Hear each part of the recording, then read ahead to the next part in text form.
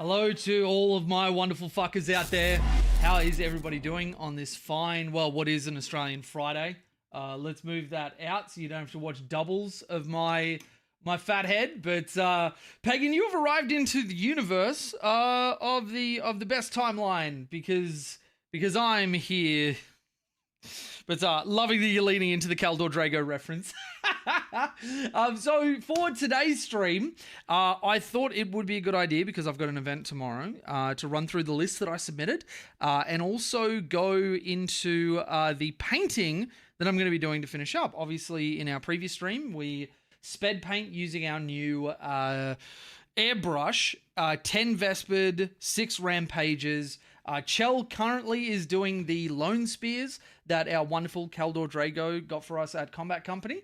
And yeah, so yeah. Boss, my legs don't work. Oh boy. You got your dogs painted yet? I don't have any dogs. I don't have any dogs. Have you got my dogs painted yet?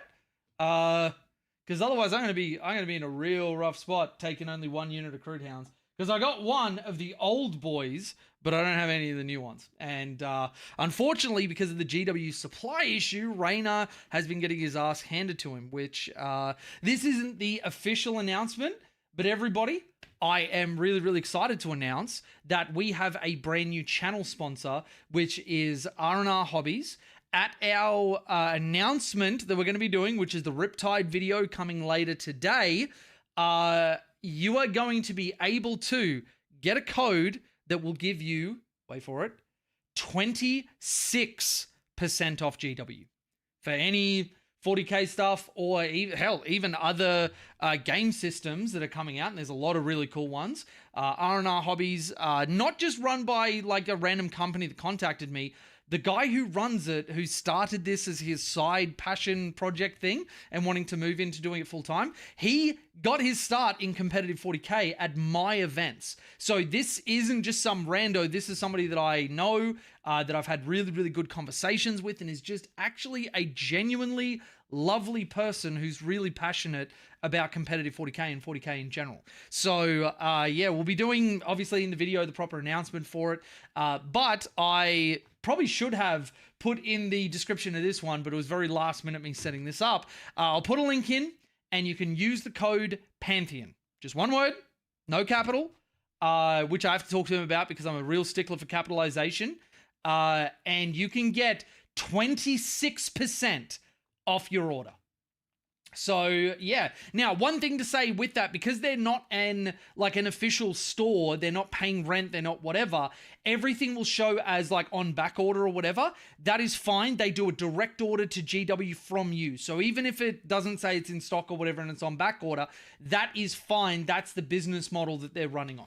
So absolutely go and support them. Are they in WA? Nope. Local Sydney boys. Just really passionate dudes that love the competitive 40k sphere and saw an opportunity to, start their own store and break away from being employees and actually being able to do something they love for whatever, which is the exact same thing I'm doing. So yeah, and if you're keen on supporting me, then that one of the best ways to do it is to put your purchases through that store, because as part of our agreement, based on the revenue that they get from that code, I then directly benefit as a result of that. This is the first time I've had a sponsorship like this. It's really, really exciting. So it shows the channel's moving up a little bit. But yeah, I want to say a big thank you to R&R. I'm actually going to grab their thing now. Sorry, I've got painting stuff all in front of me, so accessing my keyboard is actually way harder than it should be. But, hobbies. There you are. First Google result. Let's go. So you're looking at R&R with R as in N for November, R, not the N symbol. Hobbies.com.au. Let's get that in the description. We will also chuck that in Twitch for all of my Twitches. Now, how do I do my settings? I think we go back here. We go El Edito. Let's put it in there. rnrhobbies.com.au. And then code Pantheon for Actually, and we'll put that in quotations might confuse people.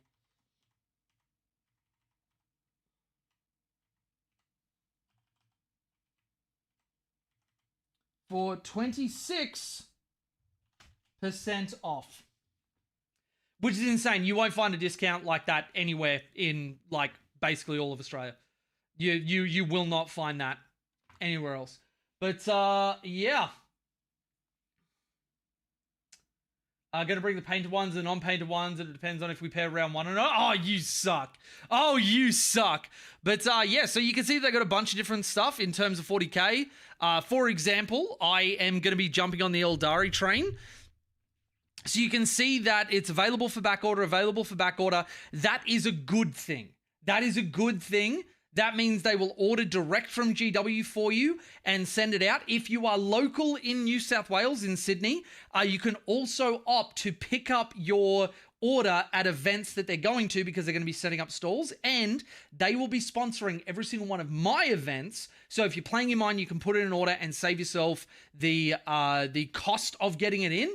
And just come to one of my events, pick it up from them, have a chat with Raina, who is such a lovely dude. I cannot oversell that. But yeah, so really, really excited to partner with R&R. They've been really, really good to us. So let's go into the event that I'm going to be playing at. Now, it is going to be a smaller one. Which is fine, because the point of this event, for me at least, is just to get some practice in for Masters. Every game that you can get is going to be a big deal. And obviously, Sam, as she said in Twitch, is going as well. So this is basically going to be like, does Sam win or do I win? Oh, damn, we had another drop. So it's going to be 4 people, which is fine. It means that Sam and I pair maybe super early. But yeah, so let's have a look at the list I submitted and let's do a little bit of a breakdown. Now, this list isn't to say that this is going to be the best thing that there could be. Actually, let's go into the browser window. That'll probably be better for having a look at it.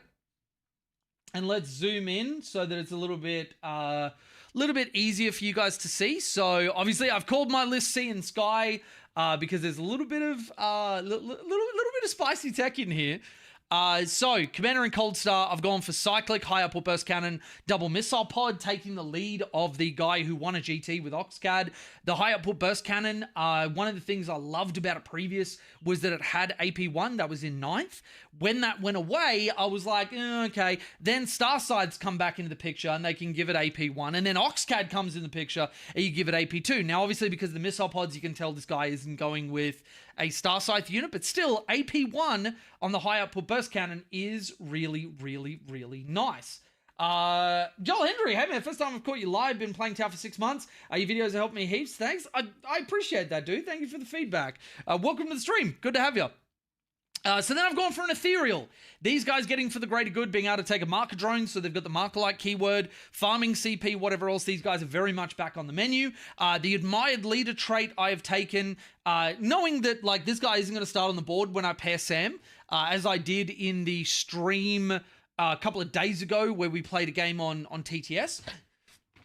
Excuse me, that was a big inhale. Now, Admired Leader is a big deal for facilitating my Kroot investment, being able to play the game more and more, because I've opted for like a skinny roster of Kroot in the grand scheme of things. And this is to bolster it up so Kroot Hounds can be really annoying. And then I can also have, you know, like blobs of Rampages with OC2 and good leadership, all that sort of good business.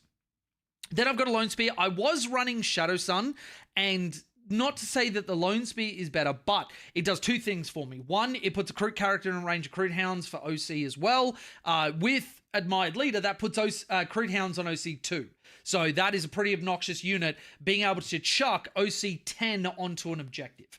The second thing is you got the Fire and Fade with the Blast Javelin, Strength 10, AP2, Damage 2, and it gives full rerolls to hit with a Shoot and Scoot. As well as Fanatical Convert, it can guide and be guided, importantly. Then I've got the Fire Knives. Nothing to say about these guys. They are just really, really fantastic. Ghost Keel, which I think gets a lot of value in this detachment, as well as having something which is quite durable that can stand on objective, bait people to come out. Then I've opted for Triple Hammerhead. Now, I've gone for 1 railgun. All of them have accelerated burst cannons and 2 ion cannons. Now, ions, same as on the Ghost Kill where I've got the cyclic ion raker, these guys, being able to give +2 strength is a game changer for these weapons. And really, GW, it should probably be a strength 10 anyway. But in a world where it's not at base, this thing, in terms of volume, I can go into MSU and with blast do very, very well into big units, as well as going into vehicles. If even 3 of these go through, it's 9 damage, which is like mind-boggling when you think about it. And they're all carrying 2 Seeker missiles, so their first turn activation is really good. 2 units of Crude Hounds, 2 units of Rampages, just 3-mans, just running them because they're easy to maneuver, they're easy to get onto objectives and try and get as many in as possible for the, mortal wounds on the charge, and then burning for rerolls to wound. It's still a very hard-hitting unit. Pathfinder team with a recon drone, semi-automatic grenade launcher on the leader, double gun drone and triple ion rifle, as is tradition. Double Razor Shark. So, the Razor Shark I have been eyeing very, very tightly. Now, you might be asking yourself, Jay, why Razor Sharks? Well, put very simply, they're a great platform. You can drop Vespid near them when they drop in and give them +2 strength, which gives their 8-shot ion turret strength 10. The extra AP is incredible for them. The missile pod goes to strength 9. The Seeker missiles go to strength 16. But more than that, one of the things that Tau can struggle with is staging positions. Now, we've seen the map for Masters. They are running WTC layouts, which means 10 ruins. 10 ruins means we are, even on a light table matchup, you still have 10 bases. You still have 10 things for people to hide behind. Aircraft take that away because they don't care about the base. They sign up, they look at the walls. So if you can just peek over a base and look over walls, you just need one part of your model to be able to see one part of their model, and you're good to go. That means a lot of armies that require staging don't get it. You just take that away completely from turn 2 onwards. And there is a lot of armies that cannot interact with this Razor Shark. And then throw on top of that, it's another Seeker missile body.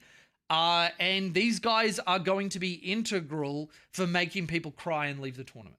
So, then triple stealth suits, as you always do, and then double Vespid just to play the game, give me the bonus, do whatever I need to, and jump over the other side of the board. So, yeah.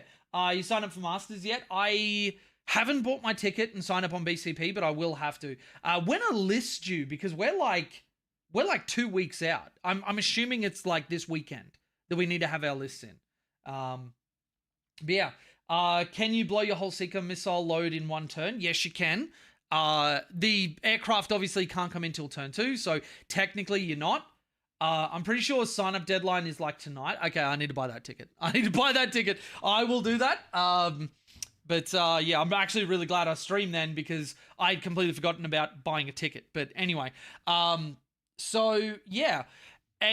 But like there's no restriction on Seeker missiles. You can send as many as you've got. They're one-shot weapons, but that doesn't mean one at a time weapons. That just means once you fire them, it's one and done.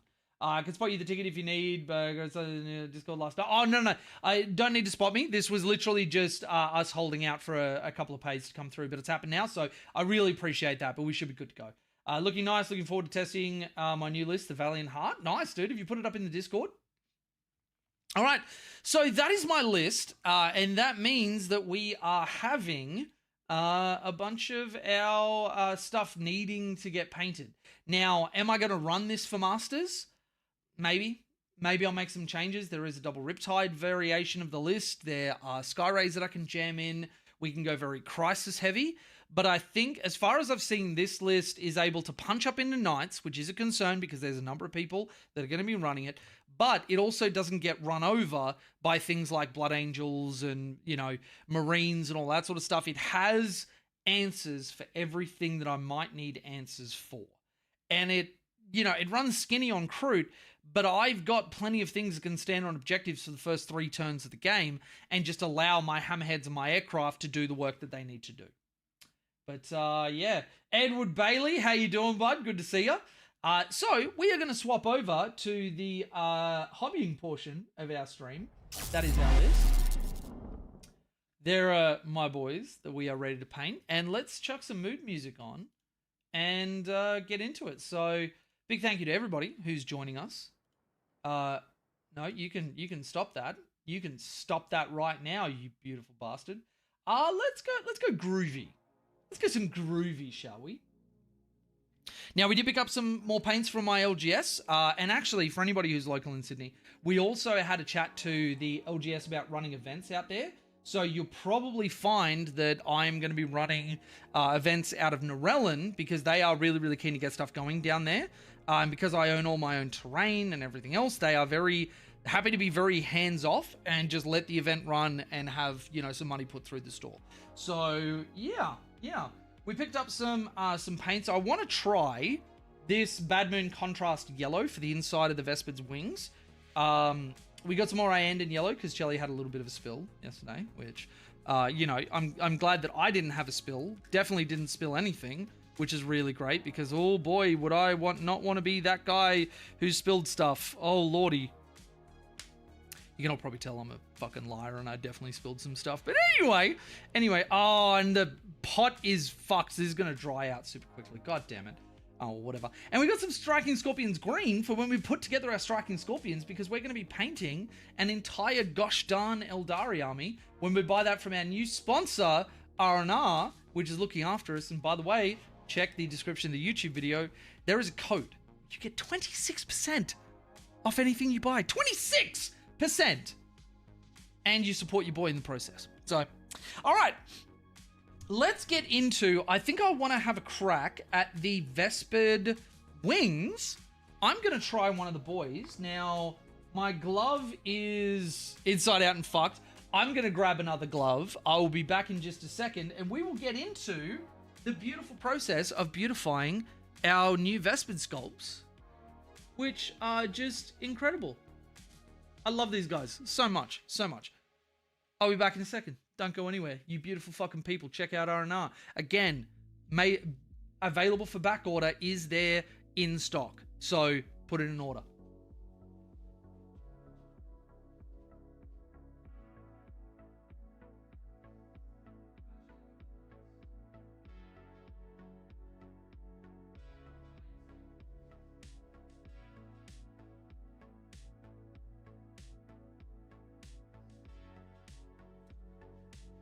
Okay, so gloves achieved. And I'm going to take off my wedding ring this time because that annoyed the shit out of me last time. I thought you could only fire one per vehicle per turn. No, you can dump the whole load. But once they're gone, they're gone. One-shot weapons are one fire, and that's it.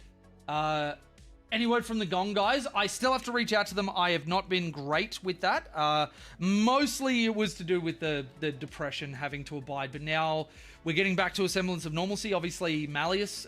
So for anybody who doesn't know, my son is going to be born in roughly 2.5 weeks. And that is going to put a little bit of a back burner on stuff, but I'm getting the cogs turning for once we stabilize with my son. We're in a good spot and we start running events all around Sydney, as well as the digital ones that we run through the Discord, which if anybody missed our RTT, we are going to be running regular events that anybody in the world can join. And we had people from Germany, the US, Cadia. We had a bunch of things, as well as all of the Catachan warriors you'd expect. Yeah, if you would like to join us for that, remember that you can support the channel by joining our Patreon or YouTube membership for as little as $5 a month. Get Discord access for the entirety of your life, unless you do something shitty enough for me to remove you. But it hasn't happened yet. I'm really proud of my community for that. And all of the other things that we got going on, the channels to chat to people, get list help. And it's not just Tau anymore. It is a bunch of armies. We have a pretty massive community now in terms of like a relatively small channel. But yeah, that could have changed some games for me. I would imagine so. I would absolutely imagine so. That is kind of a big deal. Kind of a big deal. All right, let's fold that paper so I can see chat and still have my screen protected. But watch, I'll get removed from Discord. Well, just don't do anything shitty. I mean, like, just treat people kindly. Everybody, you know, acts with respect and decency.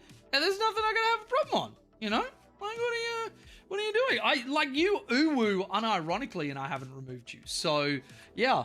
Also, don't forget everybody that's watching while I get ready for this. a great way to support the channel without losing anything yourself is to head to the Twitch channel, which there is a link in the description, and you can use your Prime on your boy.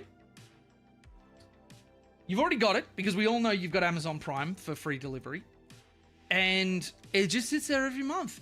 And so you can give that money to me, from you, from Bezos to me. Great way to go. You get access to the Railgunner mode, also getting access to the Tower Guy mode, which this boy, but in terms of like stuff you can put, you know, in the chat. It may have been a challenge.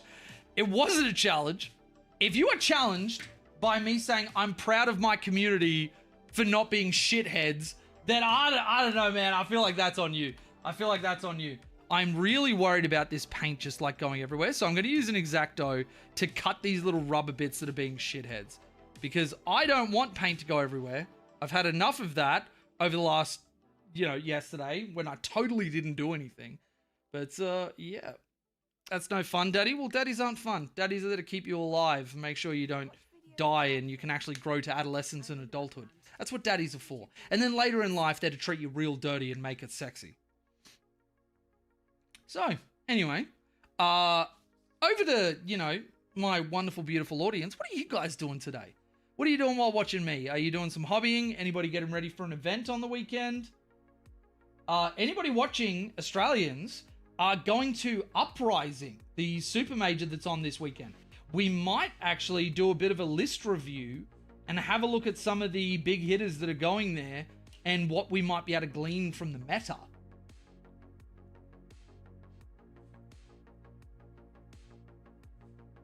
I think that would be a fun way to spend our Friday night. Now, we do have a Pantheon team meeting tonight, so the stream will probably be after that, but we'll have a look at some of those lists and get you guys a bit more acquainted with what everybody's feeling, at least in the Australian meta. Have you looked at Turbo Dork color shift on the Vespid wings for a different effect? I haven't. That's interesting. Dunking dogs into enamels right now? Gross. Gross. Thinking about sleeping in my truck bunk in -30? Oh, gross, dude. That's yuck. That should be illegal. Actually, you know what? What am I talking about? I love the cold. That's that sounds cozy as fuck. Actually, from my time in the army, there was nothing better, and I think this has influenced the rest of my life. I always hated heat because there were only so many layers you could take off, but cold was always really good, and there is nothing better than getting into a super warm bed when it's super, super cold. There is nothing better. Listen to the House Tyrannus chat. Yeah, nice. I'll have a look at it in a sec. 10 out of 10, do not recommend Turbo Dork for people new to airbrushing. Oh, okay. So, I mean, like, I guess I'll get up to the point where I'm pretty happy later, but yeah. Oh, that's actually a cool effect, just having a little bit of yellow on the outside wings. What do you think? That actually doesn't look too bad. Just like a little bit on the overside. Maybe just a little bit more. Yep, so we've got a little bit of yellow. And then on the underside, I want to do a bit of a stronger yellow.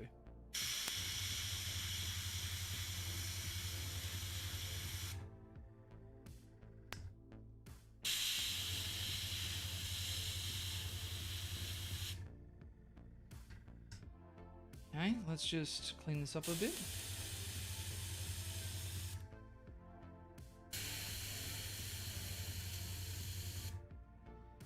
Okay, so bit of yellow on the underside. It actually looks pretty cool.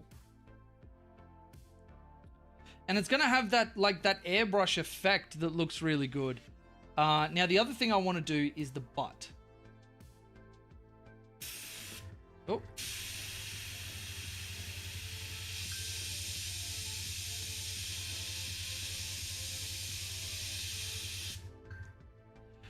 What do you reckon about that? So we got the green and then we've got the yellow for the butt. I actually really like that. We're going to get a bit more on this side of the butt.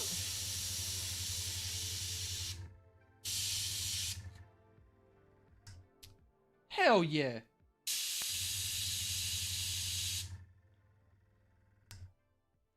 That looks super fucking cool. All right, happy. So that is going to be the wing effects on my Vespid. We'll just do a base coat first, and then we'll go to a bit more of an effect after that. SMS color shift from airbrush, turbo from brush. That's pretty cool. That's pretty... Oh, Caldor Drago. You know what? You know what? So, our boy Caldor Drago, our wonderful lifetime supporter that has been so incredible to us, just donated another 150 Australian. Next event I go to, GT, RTT, doesn't matter, whatever, I am taking a Tidewall Oxcad list. And I'm going to make a video series on it. And you know what? I'm going to try and win that fucking event for you, dude. I really appreciate you. All my subs, can you get some of those rails in the chat for our boy Caldor? Who do you think would win a fight, Caldor or Pagan? I don't know why he'd fight himself. That sounds weird. That sounds weird. Did you buy your ticket? I do need to buy that ticket. And actually, Pagan just kind of paid for my entry for Masters. So, yeah. Seriously, dude, you're insane. I love you, man. Thank you. There are so many things like, you know, this top-down camera here, wouldn't have happened without Pagan. Would not have happened.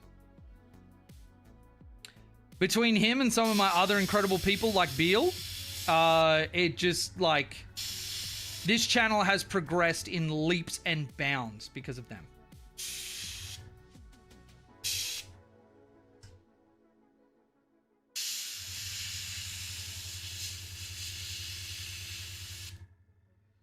All right, and then let's do his butt.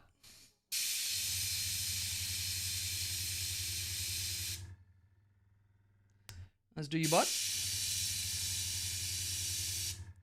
And then through your legs, let's do your butt.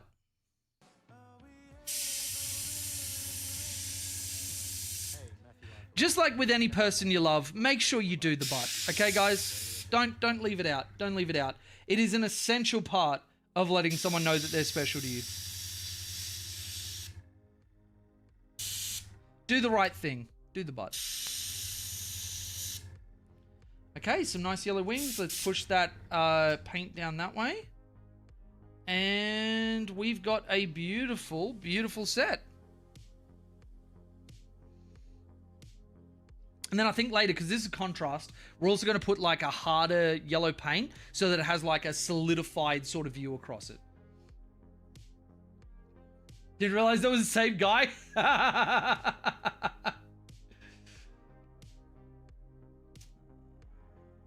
Might be adding a private Minecraft server to my stack once new servers are up. Nice, dude. Nice. I never really got into Minecraft, but I know that it's particularly popular. And actually, I'm kind of expecting with how much my best friend Rachel's son loves Minecraft, I'm imagining Malleus will probably get into it. So it's probably a good idea for me to at least be across it so I can help him learn it and, you know, be a halfway decent dad.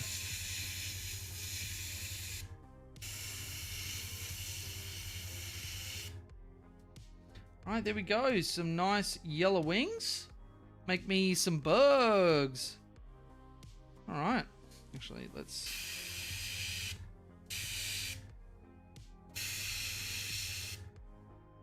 Nice.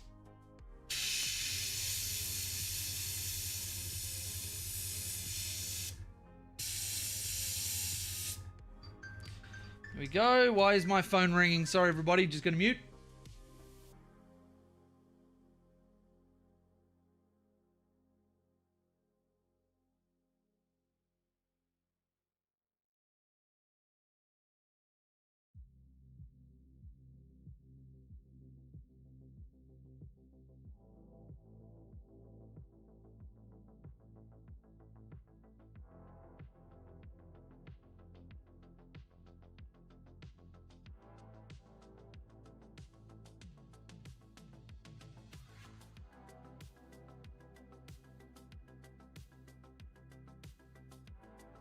All right.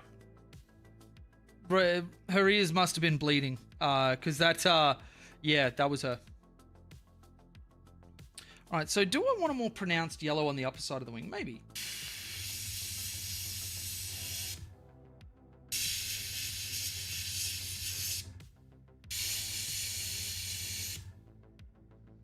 Yeah, I think that looks pretty cool. Awesome. Pagan might not fight himself, but may fully beat himself. That's why Minecraft may happen. A friend wants a controllable environment for his young nephews who want to play. That's cool. That's cool. Chelly's right. Wait, where did the Chelly's right come from? She hasn't even said anything. She's lying down. Chell doesn't get to be right when she's like not even interacting with the stream. If she is, fair enough. You can say Chell's right all you want until you're blue in the face. But if she's not here, she doesn't get to be default right just for existing. That's what I get. All right, so that is, can you go up and protect my monitor, please, Mr. Butcher's Paper? That is the butt, all yellowified. Gotta love how quick, an airbrush makes everything. Oh, and actually, for anybody who might need another incentive to use their Prime, that little thing you see in the top left, every month we're going to have a sub goal where when we hit 100 subs, I do a free list for everybody in there at the stream's choice. So, and actually, you know what? Just because of Pagan right then, I think everybody's probably earned it. So at the end of this stream, hang around. We're going to be doing a free list thanks to Pagan. And if anybody has any ideas of stuff that they will want me to build around or make, get it in. Obviously, if Pagan's still here, he gets first right of what he wants. But yeah, thank you, Pagan. Stream, everybody. You have him to thank for a free bit of extra content and a list that you can all take and use yourself. All right, so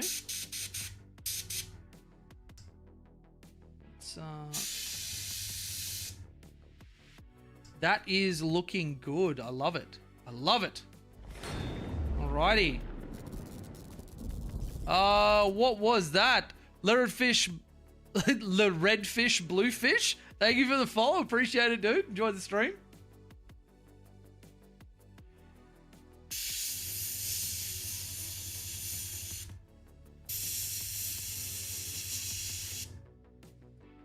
Okay, so that is the back wings done.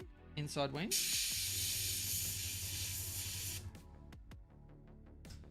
Let's go then. You. Actually, I need to bring it forward so you guys can see what I'm actually doing.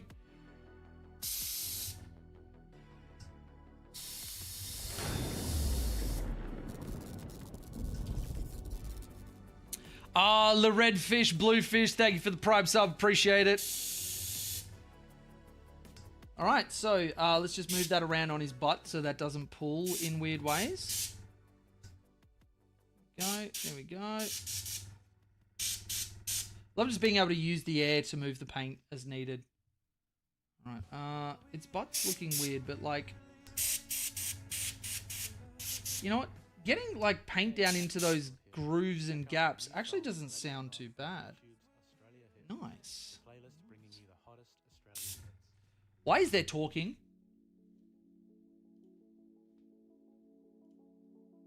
Huh, maybe it's just the start of that song. Oh, whatever. So how did the new detachment do in the tournament? Tournament's tomorrow. We did a list review just before, so everyone can see what I'm running. I'm anticipating it's going to do well. It is a smaller tournament, so I'm not especially going to take it as like, you know, a marker of whether the list is like broken, overpowered or whatever. Just because like, you know, especially in an RTT, and this is something that everybody should keep in mind when looking at like results from events. RTTs can be a bit of a crapshoot. I've got here, hope you do well. Thank you very much, dude. Really appreciate it. Chris Busby, make Riptides cheap again. It might be an unpopular opinion, but I think at the moment the Riptides problem isn't actually their price. It is the slightly underwhelming data sheet. But that said, the Riptide does represent a unique thing within Tau where they are a surprisingly durable piece, which Tau doesn't have a lot of. Something with a 2-up, 4-up, and, you know, T9 in Retcad being able to get a Feel No Pain. Like, it, yeah. It just, like, for 190 points, like, a lot of people, and I did this when I was getting into Tau, to try and work out why the fuck people loved Riptide so much. And this was in 9th, so not the, you know, Riptide wing that you had in, like, 8th or 7th or whatever the fuck it was. but, you know, I kept thinking about it in terms of raw damage, which is, I think, is a trap that new Tau players always fall into. But it's not strictly a damage piece. Like, its damage is good with a damage 4 gun, being the ion accelerator. Its main role is to play distraction con effects that can slap in a pinch. So, yeah. Mostly when you look at it through that lens, you'll get a lot of value from it.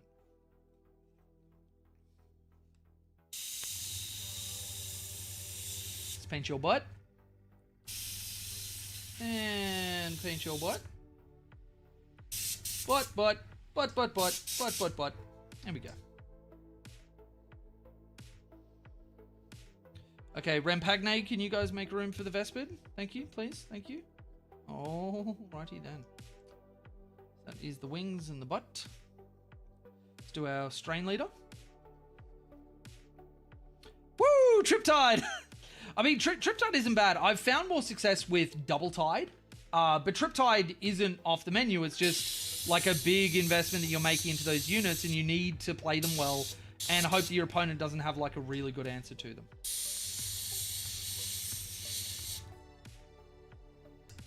Right, and then top of the wings. Top of the wings to you.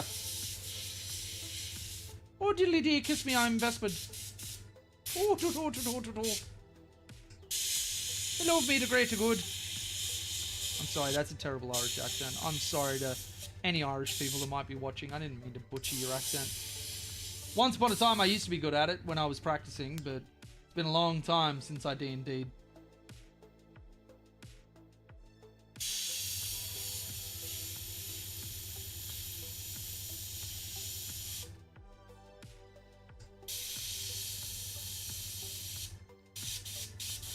Okay. Beautiful. A little bit of yellow on the butt. As the god of the greater good intended. Fusion Blaster at 6 inches is a good smash. Yeah, I've been running a lot of Fusion Blaster on them.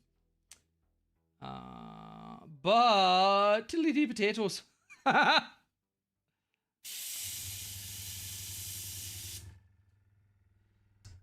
Alright, we are getting close. Oh, okay, you know what? I am actually going to wipe this down a little bit because I think I've sprayed some onto my screen. That's gonna need a proper clean. That's gonna need a proper clean. Though luckily, we can just use like nail polish remover and it gets rid of paint pretty easily. Just gotta remember to angle it down. Why are you playing an ad right now? What? What? Oh, I'm not on my personal account. Oh, I've played myself. I'm sorry, everybody, that you just had to listen to a dead old ad. I forgot to change my account over on YouTube, and it's just automatically started into ads. Detol, you owe me a couple of $1,000. Thank you. I'll hit them up for it later. I'm sure they're good for him. I know Piranhas are really good, but I like Root and Vespid more. Yeah, I mean, you can. There is a world where you can do both, but it depends on the build that you're going for. I think Piranhas are at a decent spot in the meta, but they're not like. I don't think they're auto takes. I think you need to have a list that facilitates them well. Okay.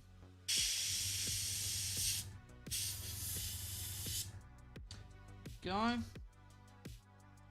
Love getting a paint stripper during a painting stream, though. I mean, I don't know if I can afford a paint stripper. Actually, I need to do his butt. Never forget the butt, guys. Never forget the butt. Be a good lover. Don't forget the butt.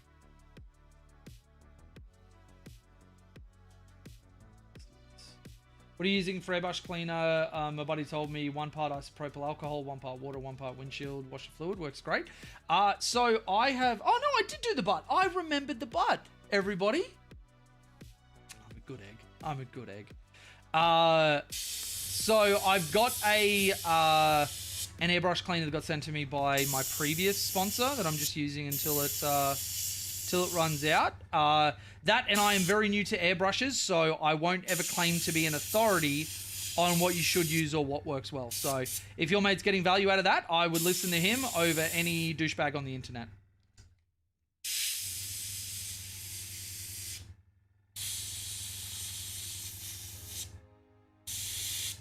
And you know what? Sometimes The best cleaner is the friends we made along the way.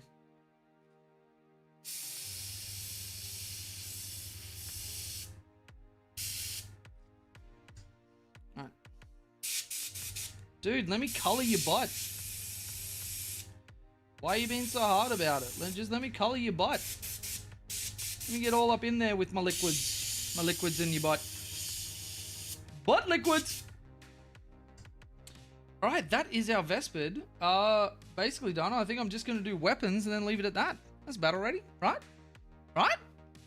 Pretty good. Pretty good. How am I a fluid? How are you not, is the question. Thank you.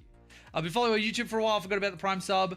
Just getting into the game. You've been a huge help. Thanks, dude. I really appreciate that. That's wonderful to hear. I've tried a 2 cheap alternative to the commercial stuff. I will have to give it a look. I'll have to give it a look. Okay, so we are going to clean out the airbrush because, you know what? I likely can do their weapons with an airbrush as well. Because I don't really need to go over their hands. And I'm just using the pinky red stuff that I've painted my far side in. So we're just going to go onto the BRB screen while I go and clean this off. But yeah. Yeah, actually, you know what? I'm going to leave my list up for a little bit. So all of you can have a look at that if you want. Obviously, like, it's not going to be perfect because it just has to be on one sort of aspect of it. But I think actually, you know what? We're going to leave it on. Just trigger some people.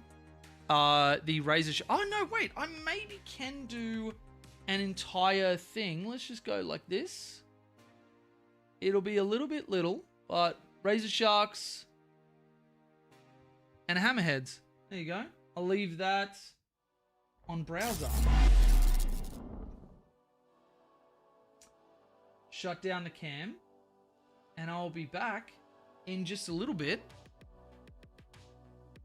after I've cleaned my brush. Don't go anywhere.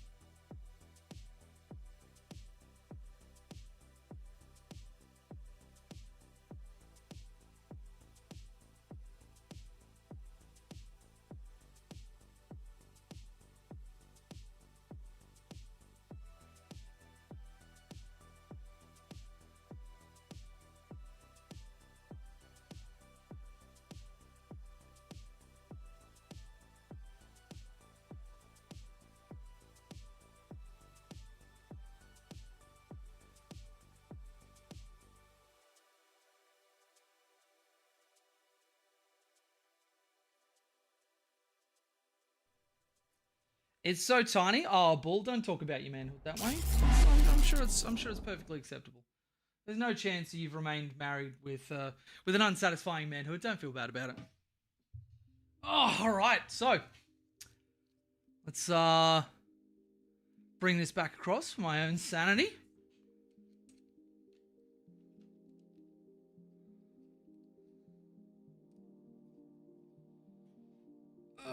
All right. Let's look at doing... Now, where did I actually put that paint? Hold that for me. Thank you, Mr. Thing. You. Fire magenta. No, that's Blood Angel red.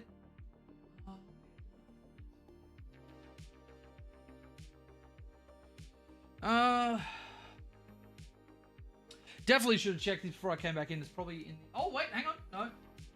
No, that's Ball Red. Would Ball Red work for the guns? It's not exactly the same type.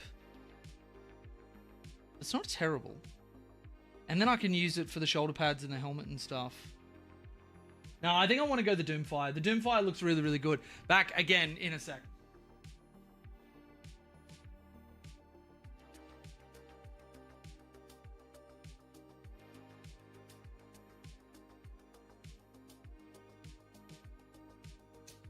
Okay, here we go. There is Le Doomfire Magenta. So, everyone asks my wife why she's married to me. Everyone knows why my wife's married to me. She ran out of time and options and just had to settle. You know, it's life. It's life. It's fine. Nope, didn't miss anything up there. Cool. All right, so let's have a look at. Would it actually be better just to apply that with a brush? Maybe, but you know what? It's a new toy. I kind of want to keep going with my airbrush and just see what I can see. All right, gonna clean this out and look for another dropper.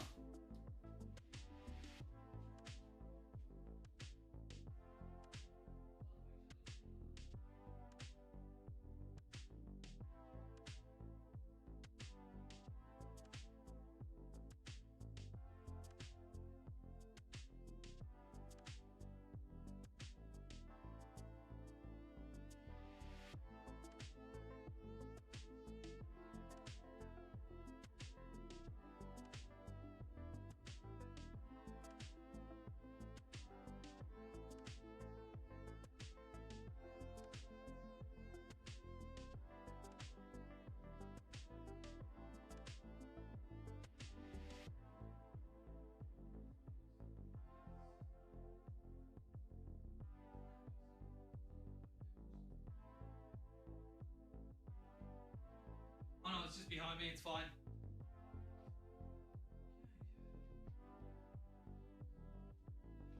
There we go, a couple of extra droppers. Close this off so we don't have a spill. All right.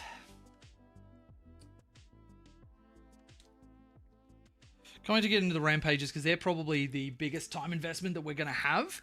So I think getting this knocked over nice and quickly is good. Loopy, how you doing? Paid the investment from yesterday? Yeah, we did, like it's got to do a bit more drying, but we did like yellow accents on the wings, stronger on the underside, and we did some yellow on their butts. And now we're about to do their weapons. So we're going to try, because I did Doomfire Magenta for a lot of my like new Tau stuff, for like sort of a Farsight feel with the red, but it's also like a little bit more of a pinkish red, which gives it a pretty unique color palette, which is pretty cool. So we're going to try, because it's our new toy, the airbrush for it. Not saying that it's the best tool to do this, because it's probably better just to contrast paint it with a paintbrush. But you know what? I'm feeling fancy. I'm feeling howdy doody. How's your father? You know, like just you get what I mean. What's the point of having a new toy without using said new toy? All right, so let's chuck the cap back on, which I left in the fucking bathroom again, didn't I? God Damn it, I'll be back in a sec. I promise this won't be the last one, but I'll lie to you and say it is. Okay. Now you're just going to stay put, yeah? All right, wonderful. Back in a sec.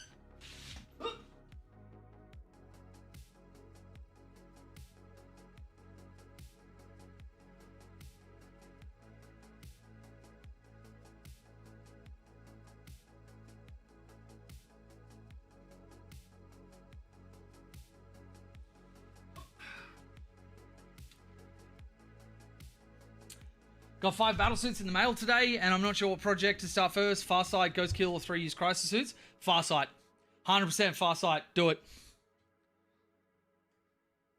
And you know the rule. If somebody says do it, you have to cut Dooku's head off. So, just do that. Okay, so turn the compressor back on. Okay, cool. And let's do this.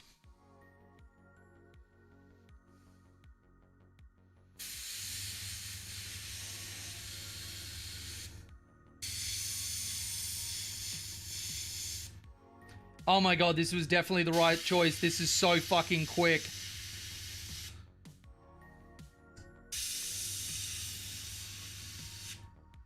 And we can put it on like relatively quickly and thick so that it doesn't come out in like a strict pink, but it's more the red because we are just slapping paint on this biscuit. Hell yeah, brother. Hell yeah. That's one.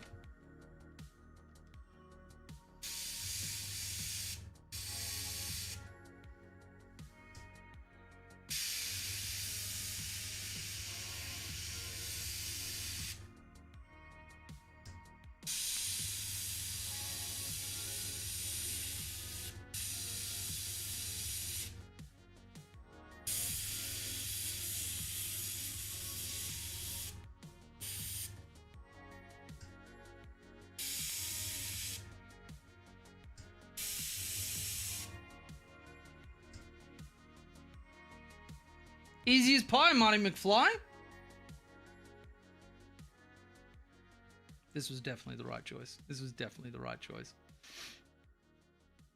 Ghost Kill is really fun to work on. I just finished my second Ghost Kill. Nice, nice, good stuff. I'm waiting for Tim the Toolman accident with the airbrush. What's the Tim the Toolman accident? Correct answer is probably finish the Riptide that's 80% painted, but I could build a fast. No, go the Riptide. Finishing a project is always a good answer because it means it's one less thing hanging over your head. So yeah, if you got a Riptide to finish that Riptide.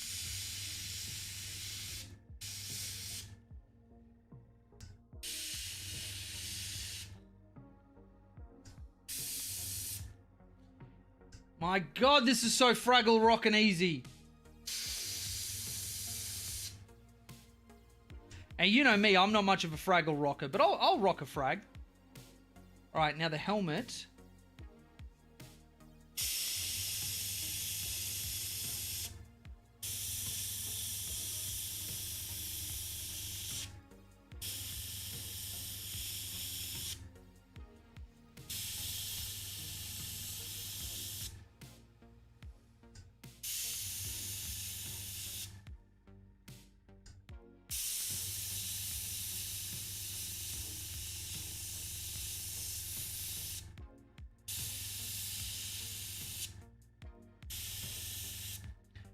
And apologies, everybody, I won't be chatting and animated as I am when I'm focusing on the airbrush stuff.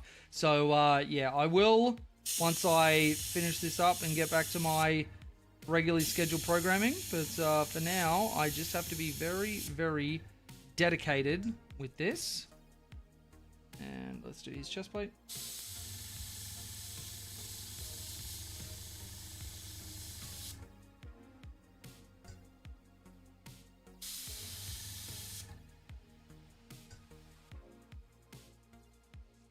Alright, so then what I'm going to have to do is go over like his arms and parts of the wing or whatever and just clean up what we've done, but that'll be easy with a little bit of brushwork. Yeah, little commander. and makes him very easy to identify. Could you, okay.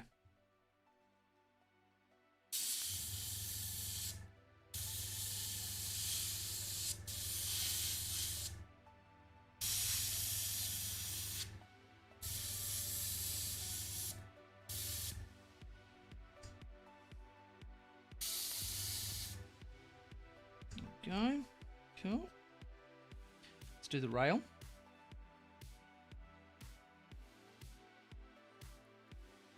No, you said do it now. I cut Tuku's head off. Goals, I am older. That's right. Home Improvement. With a TV show. Toolman will give a ride on lawnmower, car engine. Be, fun. Oh, no. I know Home Improvement. I was thinking there was like a painting episode where something went wrong. Because, I didn't watch it religiously. My parents will watch it and, recently Chelly put it on because, I don't know, she hates herself or something. I thought there was a specific episode that I hadn't seen that you were referencing.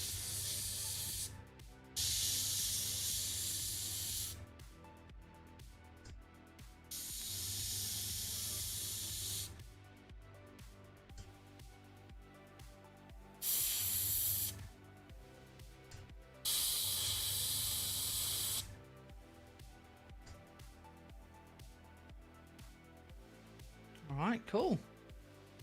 Rail done.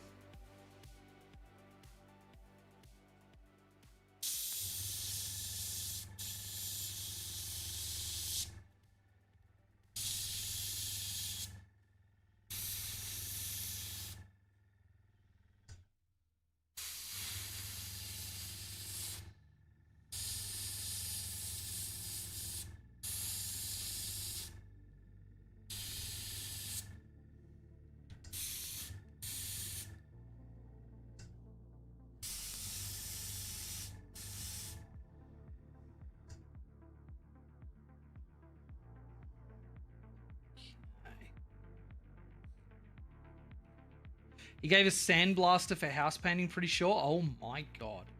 Oh my god. Haven't tried airbrushing yet. Oh my god, do it. It is like the easiest thing. You get a decent one, and I'll show you the one that I got because I'm pretty taken aback by how good it is. But it is like, I don't like painting. I like to roll dice and kill people with my models in game. Sometimes not in game. So this is like the homework I have to do to get there. And because of my Afghanistan injuries, like this is the hardest thing for me to do. This is trivializing that. And I'm getting so much done in the shortest amount of time.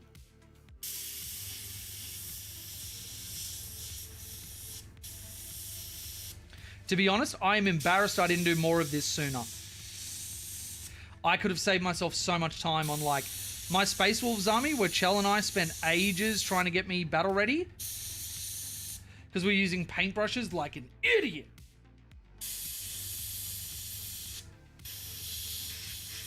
When I could have just sprayed my dogs into existence. If there's a choice of spraying dogs and not spraying dogs, you spray the dogs. And that is my Flamer Boy. Good to go. All done. And now we've got two weapons left. One thing I do want to do, because my Strain Leader, the green that I put on his helmet has really killed my ability to make his helmet look like all of the other Tau stuff, which isn't inherently, like, super problematic. But I do think I would prefer next time to miss his helmet and be a bit more precise with my stuff. But I was just so happy to be speed painting that shit that I didn't even think about it. But, improvements for next time. Now, this guy's helmet, we're going to be super, super careful with.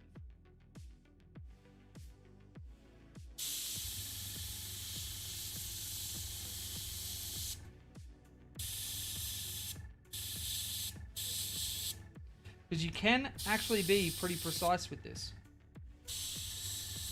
And, like, I'm not even that good. This is me starting out. And I'm able to, like, get a half-decent result off this.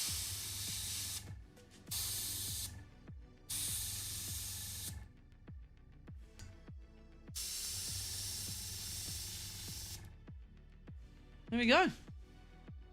There's his helmet and his weapon. And, like, we'll clean it up. It doesn't look amazing at the moment, but we'll clean it up. We'll get it looking good.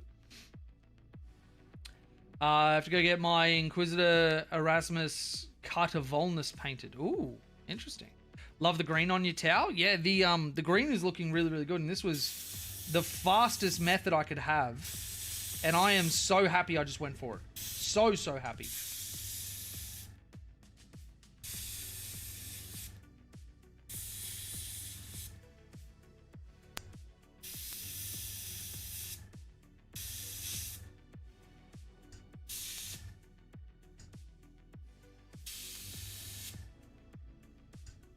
Alright, and you a little bit less, and cool.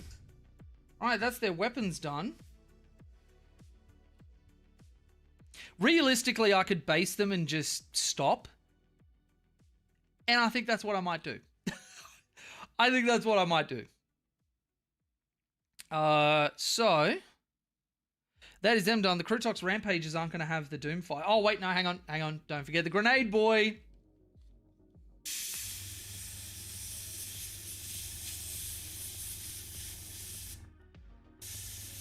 Because at the end of the day, like I said yesterday, we are not going for, like, winning events for painting or whatever. We are going for battle ready, play with my models, roll some dice, and make people hate themselves and me. That's what we want.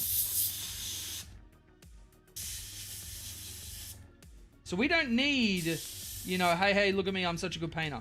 We need, hey, I am mediocre, and I'm okay with that. All right. Looking good, mine dudes. Looking good. Okay, now. I think we'll put the Vespid off to the side. We will clean this out. And then we can look at... you know what? We could probably use this to put the steel onto their arm guards and stuff and use the bone on their little, like, spines, and then the Rampages will be done. Like, I don't really need more than that. I think that'll get me battle ready. So, yeah. Fear of painting kept me away from the game for years while my friends kept trying to get me into it. Now it's become one of my favorite parts. I like playing and painting in equal measure. That's great, dude. That's really great. It's not for everyone, I will admit, but I love hand painting, adding all sorts of detail, making sure everything's smooth is my jam. Which is also why half my army is battle ready. I think that, like, knowing where you're at with hobbying, with, you know, playing in tournaments, whatever, knowing where you're at is super important. And I know that, like, I don't get a ton out of painting. My brain will trail off and get super bored super quickly and whatever. But the game, I fucking love. So I've just accepted that until I'm at the point where I'm earning enough money to get all my stuff commission painted, which will be an exciting thing to do because I can also claim a fair amount of it back on tax because I am a creator. I've just accepted, like, my stuff isn't going to look amazing, but if I love the models, I can tell what everything is, and it's painted to a decent standard, then I can go out and enjoy the part of the game that I do love. So, yeah, if you love their hand painting stuff and whatever else, then absolute power to you. There are some really awesome painters, and they get a lot out of it. I just am not good at it and don't get enjoyment out of it, so it's just not for me. And that's, yeah, knowing where you're at, super important. All right, let's go on to the browser view. I'm going to go clean out my brush again. Don't go anywhere. While we are on a break, why not head over to the link in the description if you're within Australia, R&R Hobbies, and use the code Pantheon to get yourself 26% off their stuff and support me in the process. I'll be back in just a moment. Enjoy your shopping. Again, available for back order is what they do. That means that it's available. They order direct from GW to you. So don't be put off by available for back order. That is exactly the way that their business runs. Again, big thank you to R&R. I'll be back in a second after my brush is clean, and we will go to the Rampages.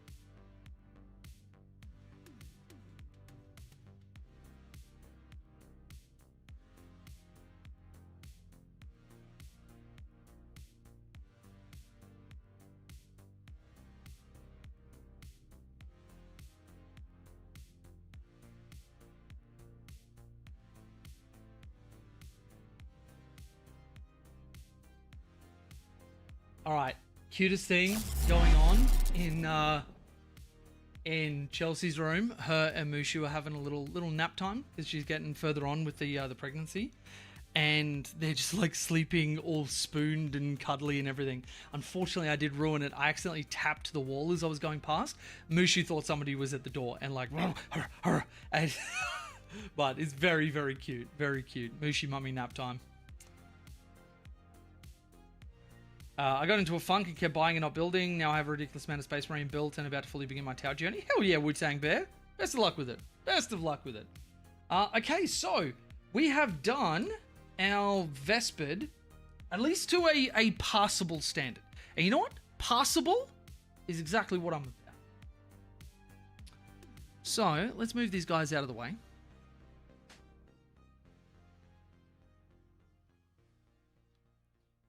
Let's go to the old Rampagne, the French guerrillas who run down and say, "Le oui. Le oui." And let's go we'll go the metal first. Now this one, I'm actually, the lead belcher, I'm going to have to do, you know what? I think I'm going to prefer brush for this. I think I'll prefer brush for this. I don't want to fuck it up, and I don't want to have to spend all the time on stream you know, going through like mixing and getting that wrong and whatever. I think it would just be better content for me to do it brush by hand, which is fine. We about the hand here. We about the hand, and we got a big ass brush, so we can actually do it pretty quick. So let's get this one. Now this guy is going to be the only one that's painted like this, and I'm gonna just tell everybody that he's like super special. And he's like the red-nosed reindeer Rudolph situation of the gorilla pack. So, yeah. All right, so let's grab some lead belcher. Oh, buddy, Gorilla Boys is fun. Oh, hell yeah. Oh, hell yeah. Rampages have really been impressing me in Oxcad. It turns out giving them advance and charge and a way to get on top of your opponents is like super good. And also giving them a reason to be in the army outside of their own output and just giving all your other stuff AP1. It's super weird that was a thing. Shelly got rid of my water, didn't she? Oh, that girl looks after me so well, but sometimes too well, where I don't plan ahead and I don't have my fucking water cup with me. I gotta go get some water so I can do this. I'll be back in a second, but yeah, while I'm gone, get in the chat what you guys are doing while you're watching me go.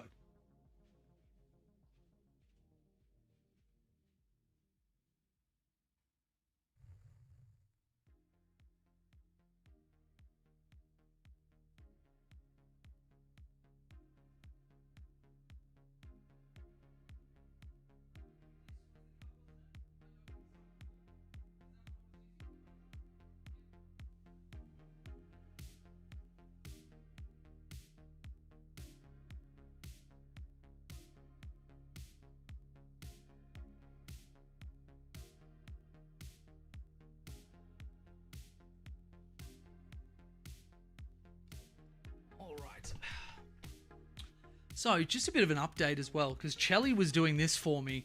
A little bit of progress on the Lone Spear. She's focused on the Calamandra, but doing, like, pretty good work on it and trying to make sure that she accentuates all the little, like, scales and stuff.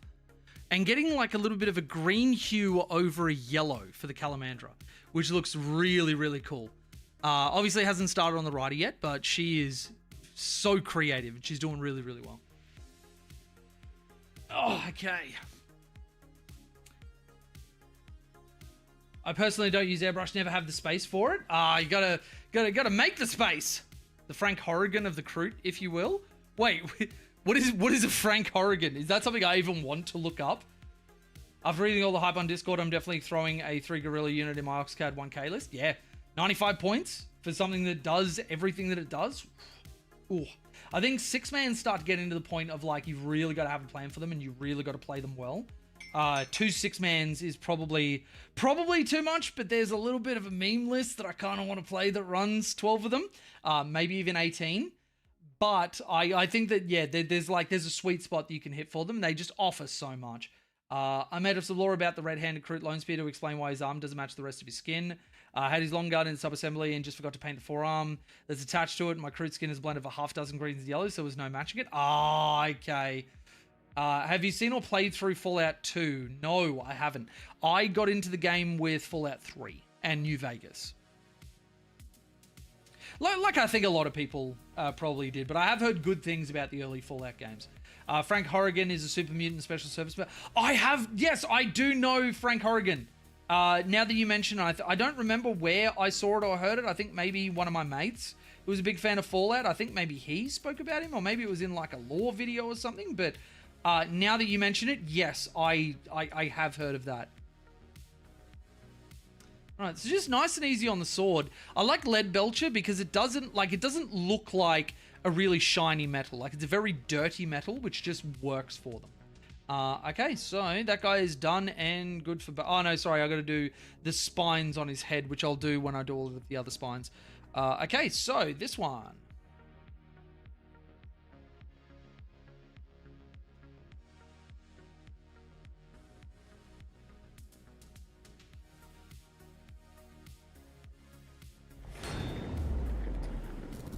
What do we have? Pagan, thank you for the $20 super chat, dude.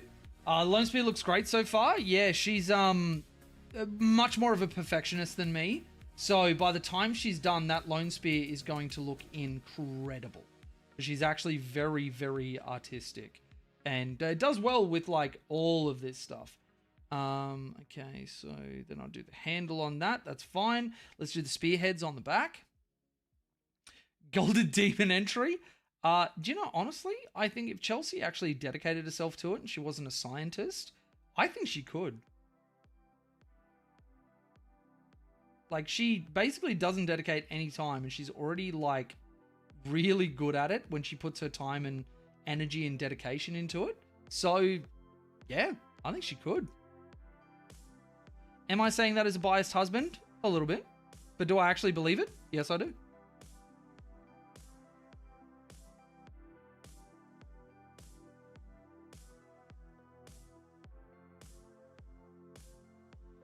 Alright, so that is the gauntlets on his side done.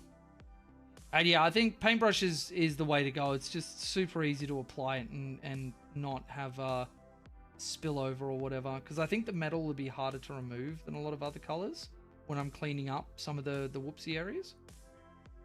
So yeah, but like, you know, you look at that. I actually really like it for their arm guard. It looks like dirty metal that they've strapped on there. I'll get a little bit of that because that shows up on camera. Actually, this camera is really good for identifying parts of the model that I might have missed.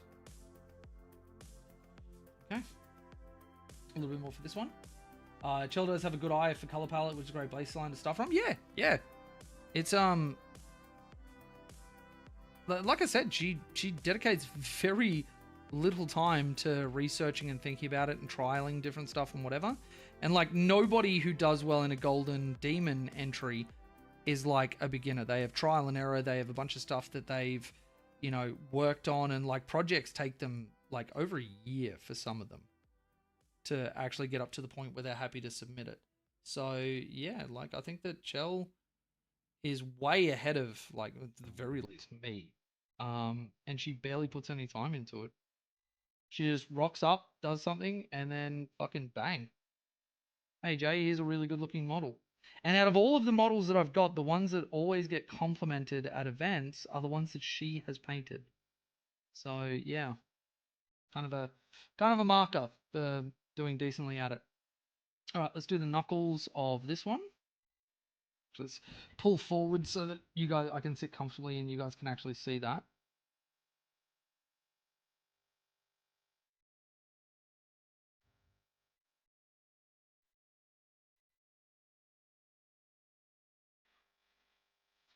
And also, for anybody that's watching on YouTube right now, make sure, even if you're not much of a Twitcher, that you go across to Twitch and hit follow on that.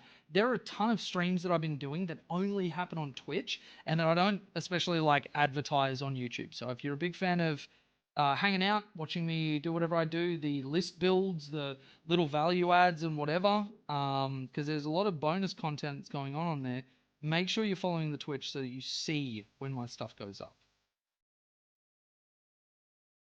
And Twitch is going to be one of the big ways that my channel goes into self-sufficiency, because we are looking at doing this full time. We are surprisingly close to ripping that cord. So yeah, make sure if you're inclined, go and hit that follow button. Swing low, thank you for the follow. Taking my advice. What a lad. All that Ed. Don't let me tell you who you are. So, okay, so he is functionally done. I am just gonna actually no. I've been using some of the gold for his like rings in the underside of his face. So yeah, cool. That's one done. Number 2. We love number 2. I go bed night, daddy. Ooh, I hate you, Bull. Love you. Have a good sleep.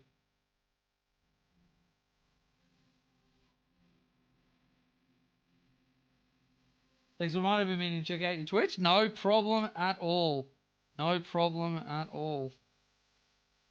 It's yeah, it's just so much easier because like YouTube, you have to put up a thumbnail and then it like clogs up people's feed, and like that can be a good thing for some, it can be a bad thing for others. And sometimes you just want to press the go live button. And also, like, regardless of what happens on there, you got the VOD on Twitch, but nobody really watches those VODs, honestly. And you know, it's just like you just press the button, go live, hang out with people, do whatever.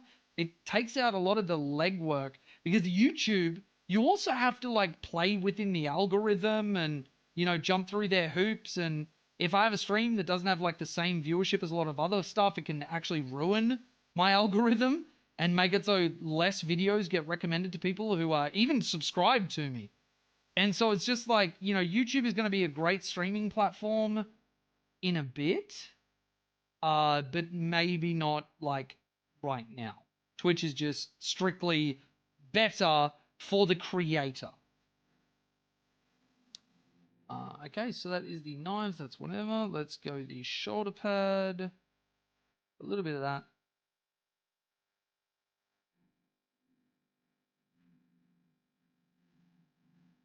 And the good thing about a broad-headed brush is that you can go pretty quick, which is obviously a bonus for us. Because again, we're not painting well, we're painting quickly. We want to be ready for the tournament. We don't have to give up half our life to have to do it.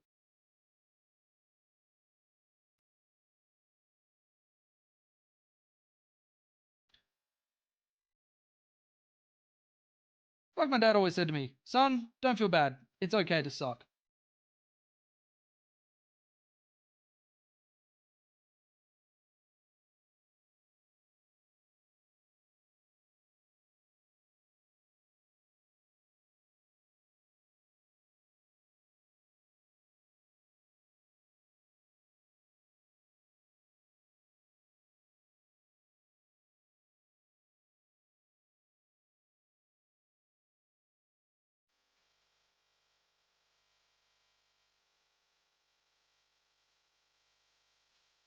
All right, so that is the metal parts done. And we're on to the next one. That is cool. I love how quick this is. I love how quick this is. Jay, remind them about Prime subs. Wu-Tang Bear is absolutely right. Did you know right now you can go onto Twitch, use a Prime sub that you've got sitting there, and that runs out at the end of the month. It gives you access to the Railgun emote. It gives you access to the Towel Guy emote, which, by the way, and it stops ads happening on Twitch. You can do that right now. And did you know when I remembered to use my Prime sub every single month, my gonorrhea stopped flaring up? Coincidence?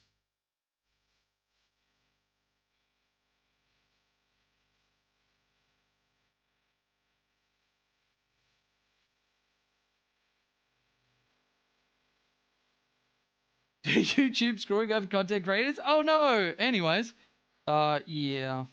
I mean, don't get me wrong, like YouTube is pretty great as a platform. Not every business is going to get everything correct, but like YouTube has had a couple of snafus with like their advertising, their, you know, their guidelines you got to go through, their bot, which like the number of copyright strikes I've had from people that like have no business trying to claim anything that I've made. And it just like you have to go through the process. You have to fucking disprove them. You have to whatever. It just yeah. But you know, that said, my entire platform, my entire you know business that I'm running right now, it wouldn't have happened without YouTube. So you take the good with the bad and just work towards a better iteration of it.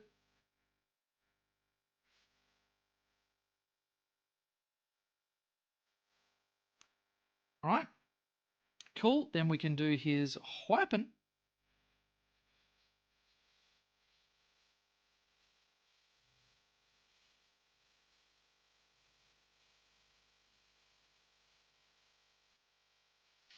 Inside the axe, no one's really going to look at, but we'll do it anyway, just for posterity. All right, cool. That's our part done. I don't know how in the loop everyone is with GW news, but with the release of the 8 Eldari detachments themed around craft worlds, you feel like GW will release more tower detachments from Seps? Not until 11th. We're probably not going to get anything. We were lucky to get a Grotmus detachment. That's yeah, I could see them doing that at the end of this year, giving more Grotmus stuff because that was pretty well received so far as I know. So that could be a thing. But I don't think they'll go back to Seps and like I've said this before. I think the GW really missed an opportunity to like because they went Cal Yon for our first detachment, and like the philosophies of war should be a rule that we can trigger using commanders and Shadow Sun and Farsight or whatever. It shouldn't be a detachment because like we've seen with Eldari, the Seps, or with the dynasties from Necrons or whatever, like our Seps are what should be detachments. So yeah, I think it's a bit of a misstep, but I think that like GW for their recent successes, early on I think we lacked a bit of direction. And I think maybe whoever wrote our index didn't really know what to do, which is why we got guiding as a mechanic, which is why we have a split fire penalty that they still haven't removed. Like it just, yeah. I think there's some missed opportunities, but yeah, I don't think we're going to see any changes till 11.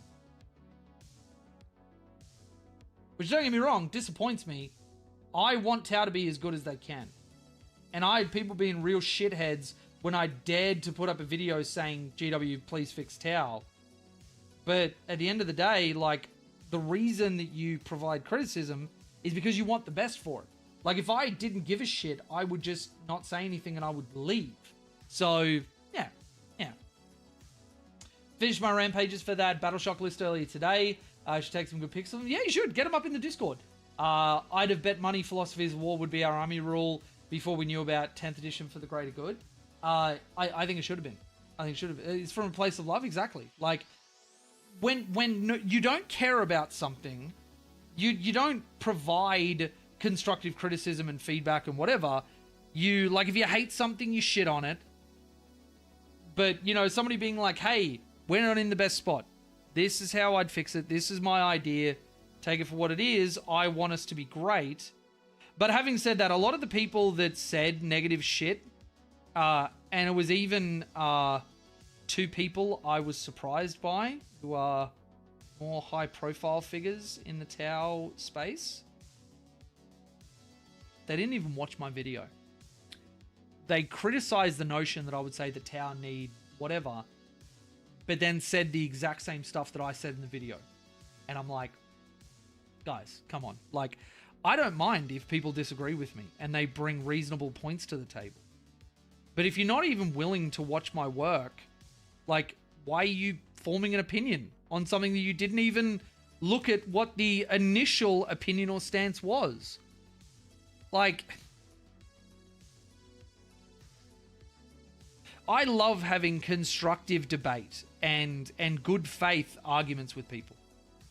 Because, you know, it creates understanding. It creates a world where we're able to progress to stuff that makes our game, our relationships, our world better, whatever.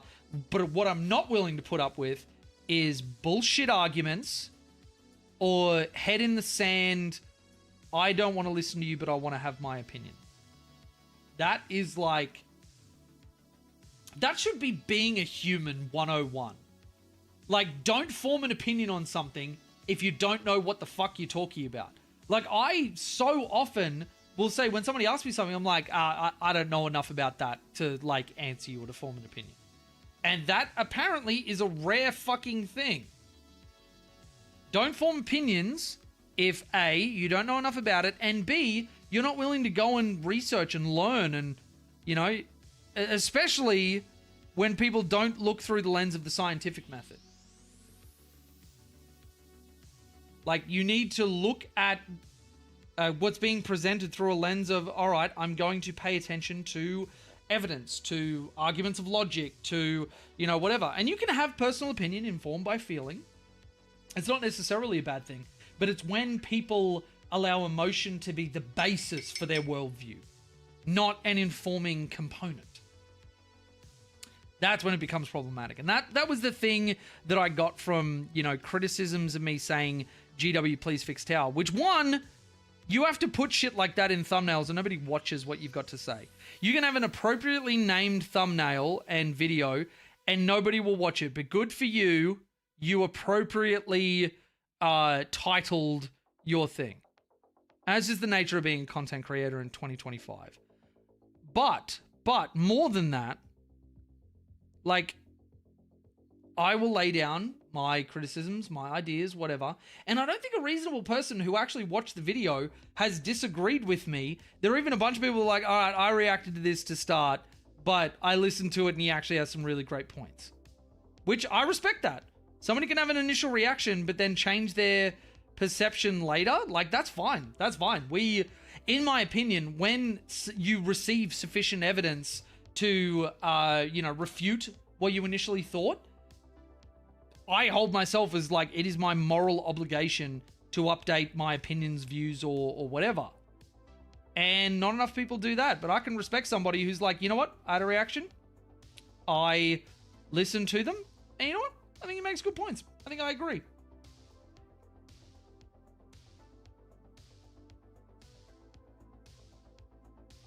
But one thing I didn't like from that conversation was people being like, oh, I think it's fine. Or, well, the pros can do well on it, so therefore it's fine. I don't accept that. I don't accept that, one, fine is the level that we should accept. I think we should look for good. And not in terms of power and win rate, but in usability. In the way that our army plays, in the way that we are able to interact with the game. Because I look at, like, the new stuff that's coming out for Eldari and how every other army tends to play outside of, like, you know, Votan, I think, have it rough with, like, relying on judgment tokens and whatever to be able to hit decently. But, like, I look at the Eldari that I'm about to pick up and learn and dive into with the new codex, and everything just feels so much easier. And I don't even have the codex yet. I haven't written the fucking lists that I'm going to be running. And everything just, like, I can see how the combos come together and there's no penalty. Have you noticed that there's no penalties baked into it? How good is it to be able to use your rules and do what you want and not have a rule that everybody else benefits from punish you? You know? And that's not to say that, like, you know, this is me shitting on my faction, because I adore my Tau. They will always, always be my first love. But, you know, just the same as with my family or my friends, I can love something and be self-aware enough to know its weaknesses or its shortcomings. And that is 100% a weakness and a shortcoming of the way that Tau is written. And it's not Tau's fault, it's the writer's fault. It's GW's fault. It's not the fans' fault for liking what they're given. That's perfectly fine as well. Somebody can look at something and say, well, you know what? I don't mind it. It's a bit shit, but, like, I'll play around it and I'm having fun on the army. That is a perfectly fine stance for somebody to take. But for somebody to say, this is perfectly fine for me, therefore it's good for everybody. No. That is a disingenuous, shitty way to think.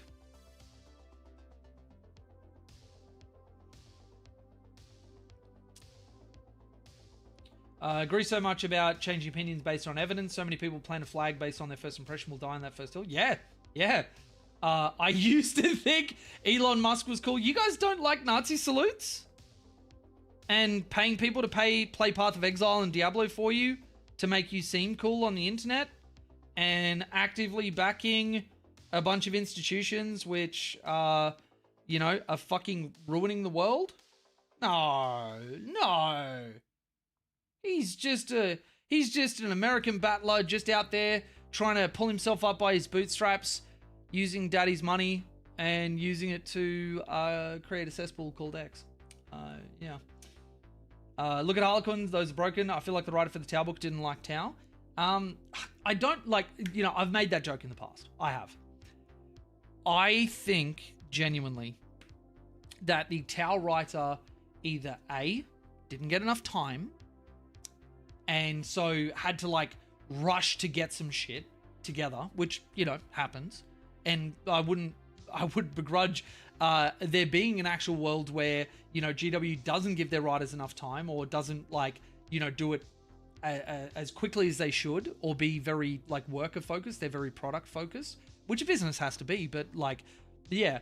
And the second part is that I think if they did have enough time, maybe they just couldn't come up with ideas that differentiated from Ninth. Because I can see a world where GW was like, we don't want a copy paster. Even though they copy pasted the Riptide and a bunch of other profiles. Everything. Look at the Ion Accelerator staying at Strength 8 is fucking criminal. Is absolutely criminal. Especially when you compare it to something like the Doomsday arc. It just... fucking what, mate? You fucking what? It looks over Harlequins would love to pick up 1k points, but so expensive to pick up 3 or 4 troops. Yeah, it is. The Harlequins are looking good. I don't know about Broken. I'm not going to form any opinions till we actually have the book out yet and I'm able to review all of its parts. I know that there were a lot of leaks and I've been looking through data sheets and that sort of stuff. But until I have the book physically in my hands and I can see every part, and we get a day one errata, which will likely happen with Eldari. They're doing it with Guard when they come out. The points in the book might not be what they're going to be for the first tournament season with Eldari in it. I won't form an opinion until I can sum all the parts. But yeah. Whenever you think you distrust journos enough, still have more distrust to give. I mean, it depends on the journalist. There are plenty of institutions or papers or websites that are trying to do good reporting, and then there's plenty of others that are just sucking the dick of people that don't deserve it. But anyway,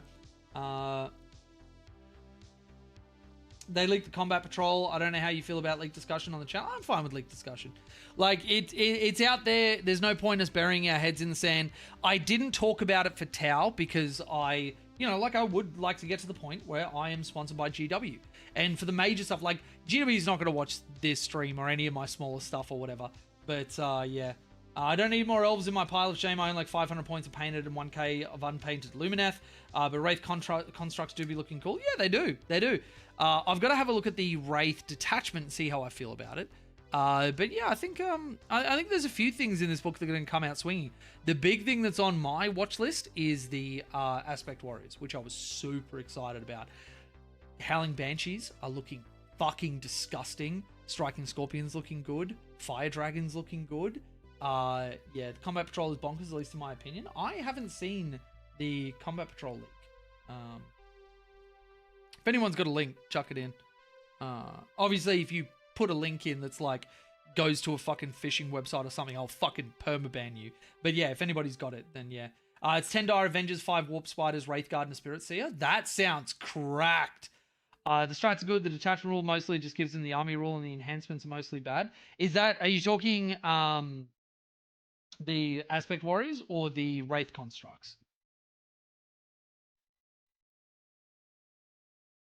Because the Aspect Warrior one looks good all round. Right. Yeah, gotcha. Them getting the Votan Judgment token system is an interesting choice from GW. I don't hate it, but I do think that, how many Psychers really are you going to be able to fit in? Because you love the Spirit Seers, fair enough. They'll be with certain units. What else would you use? I guess maybe a bunch of Farseers on Sky Runners to jam into your opponent's face and force them to kill them. But yeah, I'd have to wait for greater Eldari minds than mine to sort of break this down. But yeah.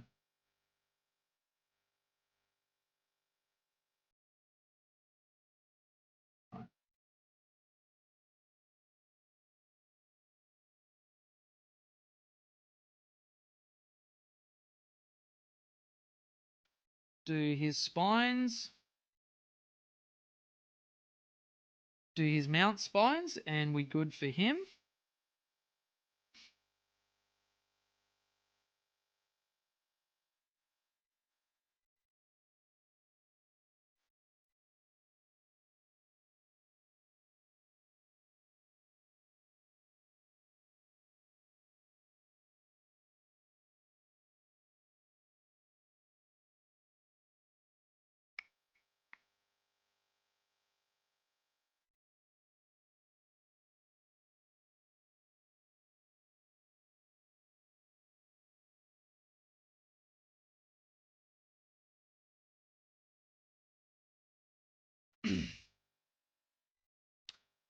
All right. Yep, that's fine for you. We can probably do toenails and spines back, but I'm gonna put a ton of just enough to make him stand. Just enough.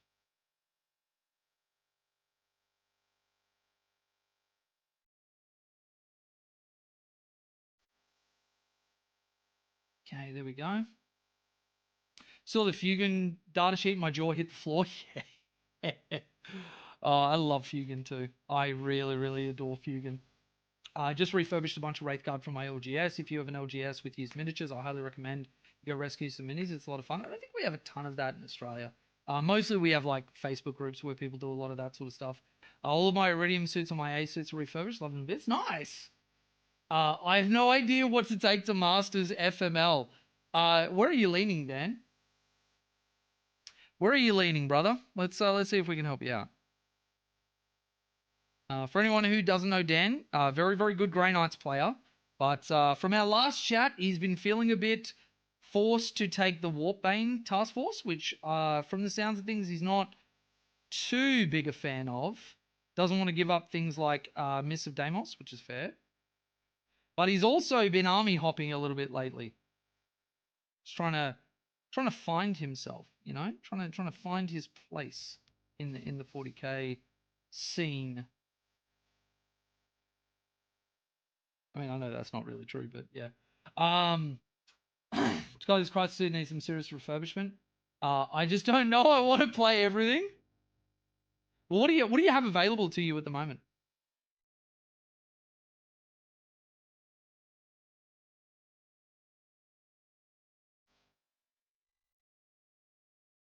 I'm comfortable with GK, and they really aren't the best in singles, so I don't know. I mean, like, Grey Knights are fine in singles for like really, really good players, but I know what you mean that like they do have some very, very rough matchups. But I mean, I could say the same for Tau. And Tau really excel in teams, but at the moment are struggling with singles. At least with, you know, like a broad player base. Like specialists will still do quite well on them. But yeah. Danny, are you at Uprising this weekend?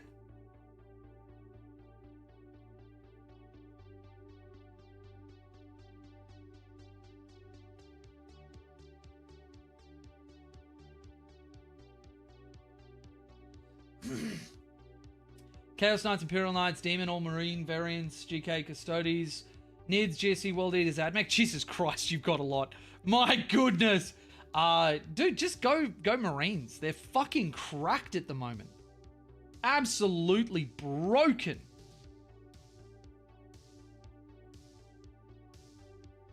Kill everything in the game, have everything on the board. Like, yeah,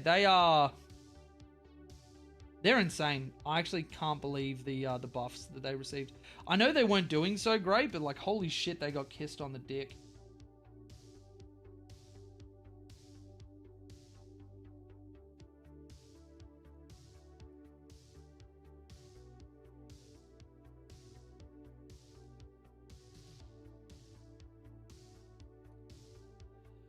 All right, I forgot about his mouth, so we're going to do that on the other ones.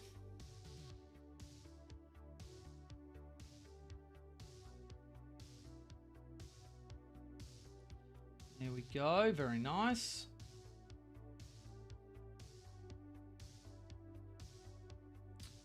Everybody give it up for the Big C boys. Not looking too bad. Not looking too bad. Let's do the beak on this sucker.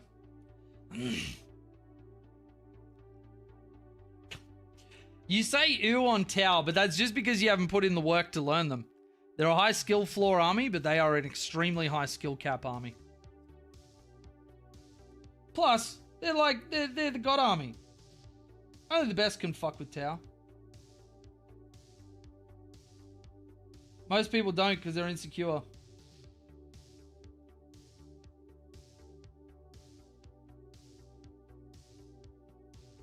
Think about this, Dan. Do you know who hates Tau more than anybody in the New South Wales circuit? Eugene. Do you want to be a Eugene? Dan, do you want to be a Eugene?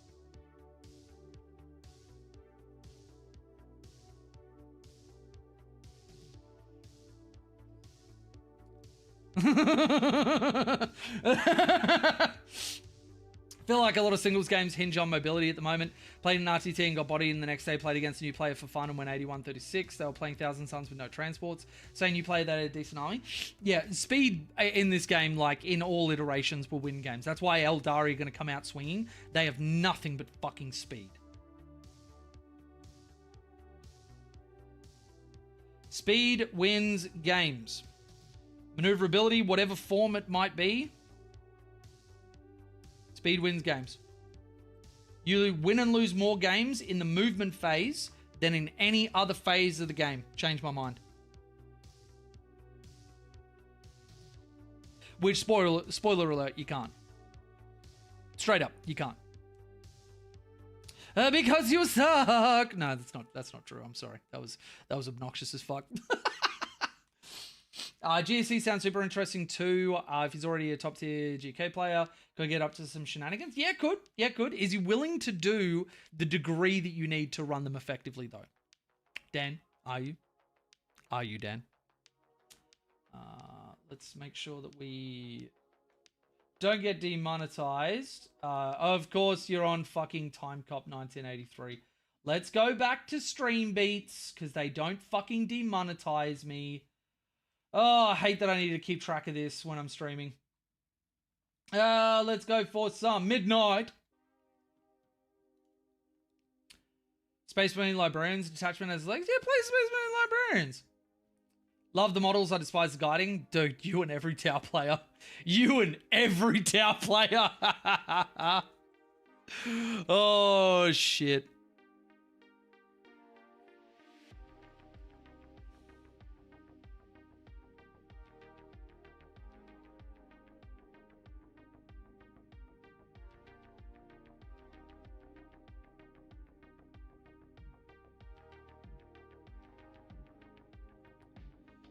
Let's do his head.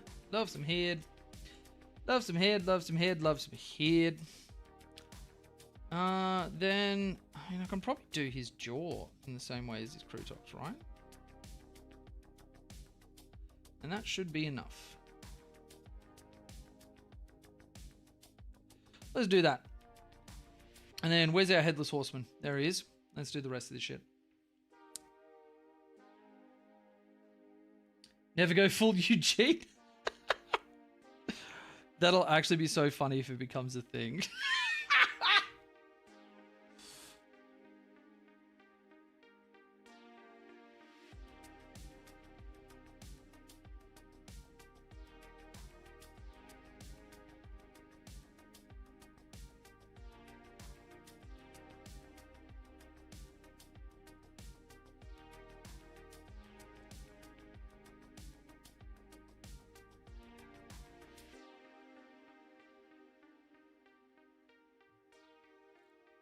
That's a little bit thick. I'm not sure I'm happy with that.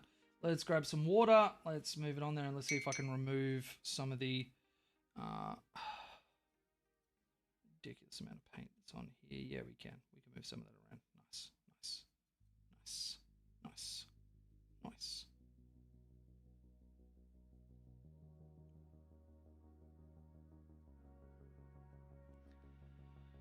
All right, well, it won't be pretty, but then again, to me, what is?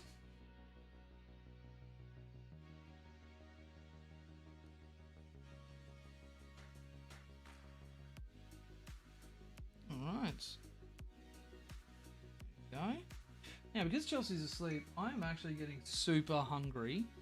I might look at doing some food. What are we feeling like getting in? Doing some kit bash myself. Nice. Quick question. Is Retaliation card of Battle Force worth it? If you don't have the Riptide and only one Ghost Kill, looking for a reasonable price. Oh, and hello. Hello to you, Wild Taz. Now, disclaimer.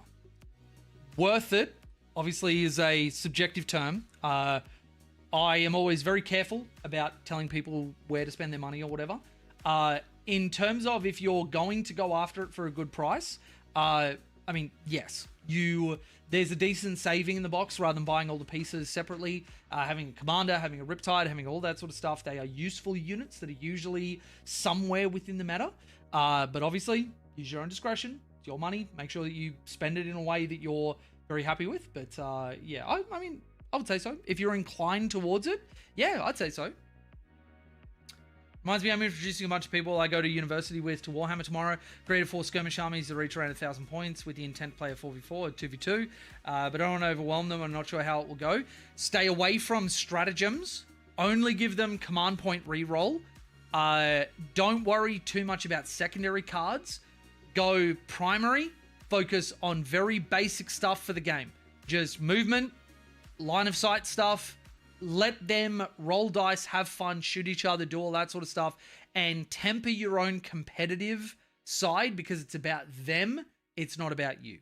So that would be my best advice to like get people into it and, you know, take out the complexity because when you've been playing for a while, it's easy to forget how complex the game can be and how much stuff there is to remember. So if you keep that on the forefront of your brain, then yeah, I'd say they'd have a good time. It's going to be primarily only and shootout. Oh, primary only and shootout. Yeah, that's a great way to go. That's a great way to go. Yep. All right, so I'm going to just take a quick sec. I'm going to look at some food.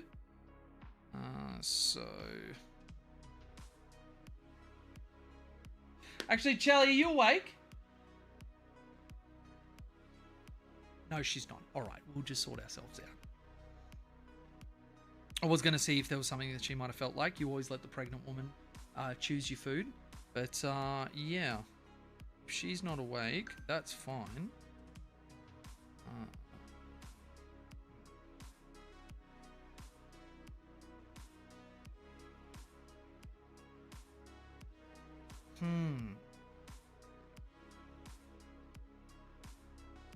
What do I feel like, chat? What do I feel like?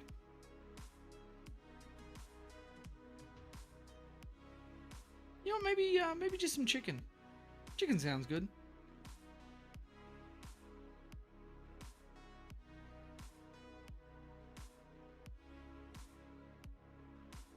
Okay, and let's go.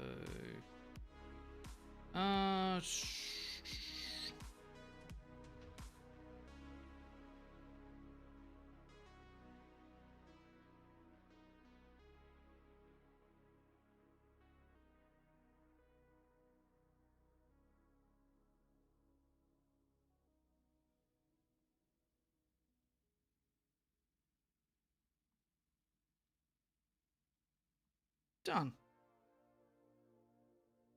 All right. So, let's get back into this.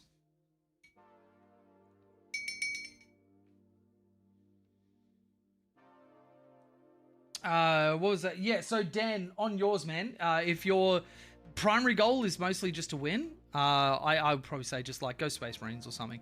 And in worst case, like Grey Knights, you know, because you're going to Masters and it's not going to be as much of a crapshoot as like a normal sort of RTT GT is, I would say a comfort pick like Grey Knights might not be bad because it like you will be playing at your best and not having to remember rules or, you know, you won't be making your mistakes in that environment. So yeah, just like comfort is something that can be hard to quantify, but from a qualitative perspective can like have a really, really big impact on how somebody does at a tournament. So it'd depend on how comfortable you are on something like Space Marines or GSC or, you know, any of the Knights variants or anything like that. That's my thought process. Yeah, it's a good one to go with, honestly.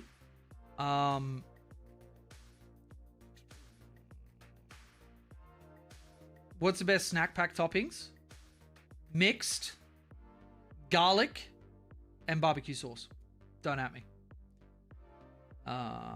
I got 4 teenage Guavessa chicken pizza. About to get some stuff for the team's event sponsorship. Do you want to jump into enamels? That might be above my level. If I'm getting somebody to commission paint, it might not be a bad thing to have like enamels on deck. But for me, like painting, this is as much painting as I'll probably end up doing, and it's all going to be at like a very basic level. So yeah, I wouldn't waste your time on me. Not comfortable on anything besides GK. I played Custodes last night into Jackson on stream. Stones was fun. Stones is good. Like, that's a playstyle where you can just, like, run at someone and say, come at me, bruh. And then if they can't, in fact, come at you, bruh, then you just win. So, yeah, that could be a lineup that you look at. But then you're looking at something where, like, Stodes have bad matchups just like GK does. So, yeah. Like, for example, like, I don't lose going into Custodes. Tau just fucking skull drag Custodes so hard. And that's kind of the way it's always been, because I don't have to come near them. I can just shoot them and then step on the objectives after. And we've got enough volume to be able to kill them. So, I guess a big question, who are you actually worried about at Masters? Like, what are the lists or people that you're looking at and going, fuck, I need to have an answer for this person, this list, this archetype, this whatever. Because I was doing the same thing with looking at DDAs before Necrons got nerfed into the fucking dirt. But yeah, I want to watch you make your whole desk. So all of the US military starts side-eyeing it. Well, as fun as that sounds, I don't know if that's what I'm going to be doing. But no, I think enamels might be a bit above my pay grade for the moment. So you do you, boo. All right. Where did I put the super glue? I want to glue this head, but I don't know where my super glue is. What's the bet Chelsea stole it? She's always stealing my shit. All right, I'm going to go look for the super glue. I will be back in just a second. Why not check out our sponsor, R&R Hobbies, where you can get 26% off with code Pantheon. Check it out in the YouTube description. I'll be back in a sec.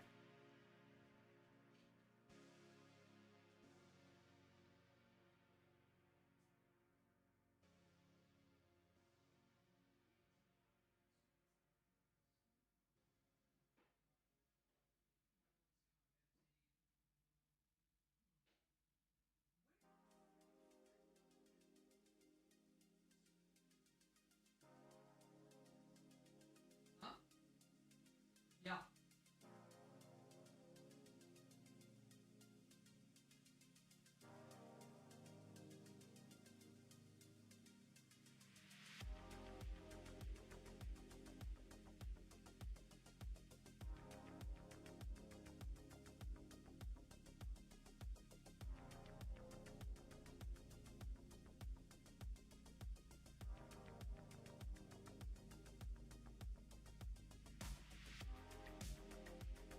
All right.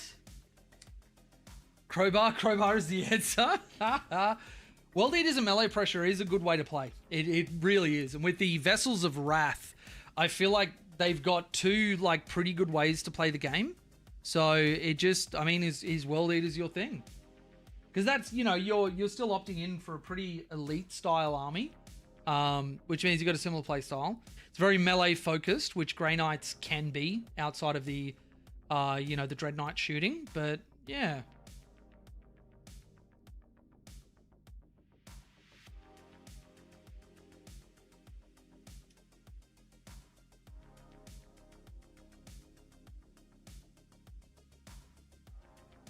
All right, that should be coming out. Should, I say in quotations. Oh, shit. Oh, that's a lot coming out. That's squirting more than me.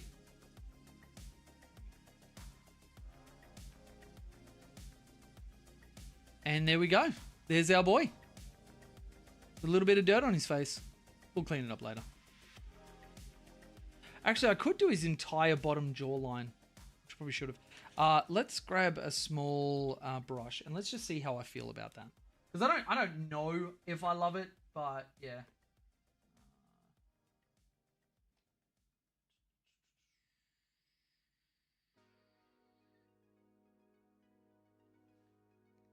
You know what? I think after the Masters event, I'm probably going to do my next stream is going to be getting the Tide Walls ready.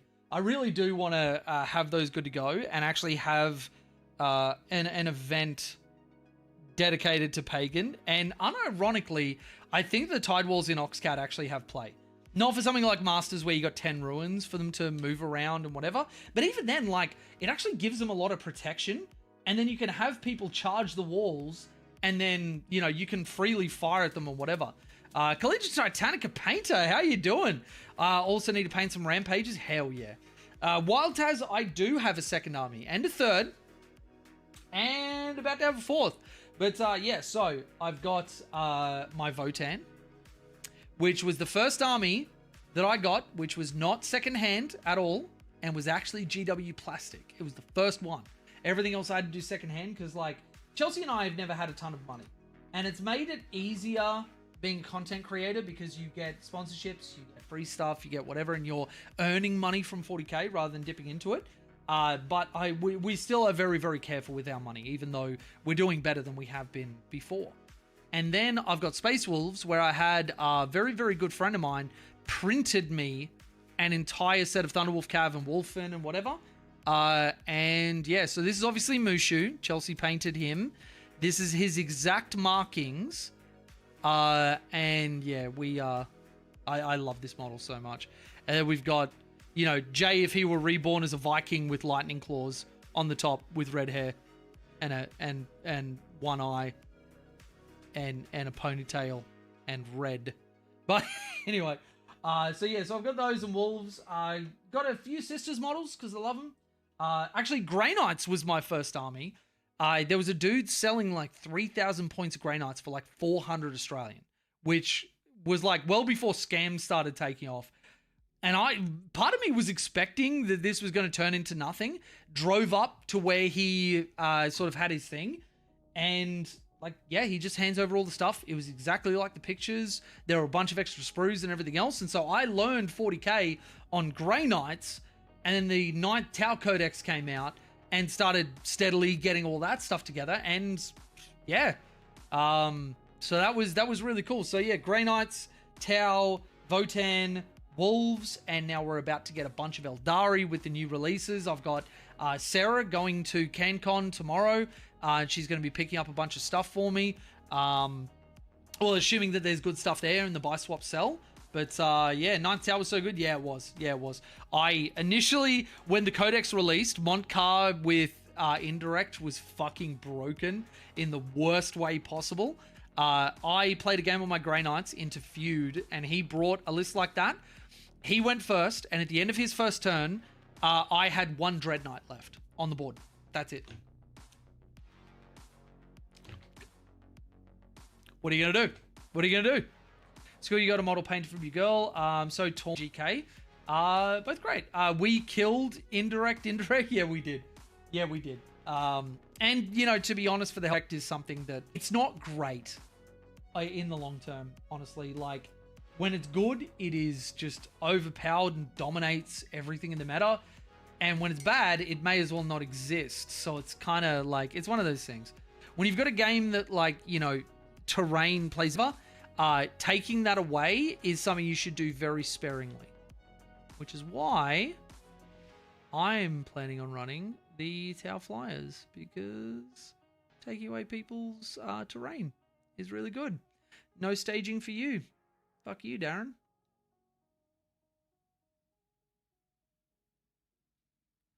All right, cool. Cool. All right.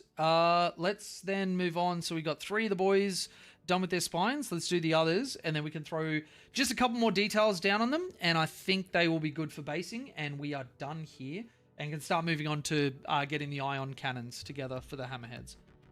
All right. And you know, honestly, worst case scenario, I'll just go not getting paid score tomorrow. I don't really mind. It's more about the reps. I don't care if I win this RTT or not. I just want the reps and to be able to like get in full games against people that I don't always practice against, which, you know, can be worth its weight as well.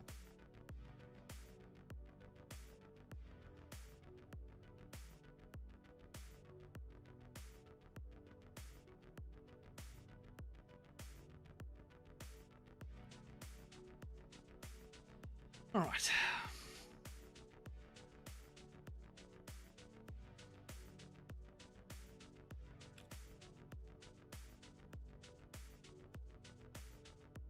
Fuck, I could really use a good wet palette. I am ghetto painting so much. Like, it works out, but yeah. Seen a couple of good ones around the place.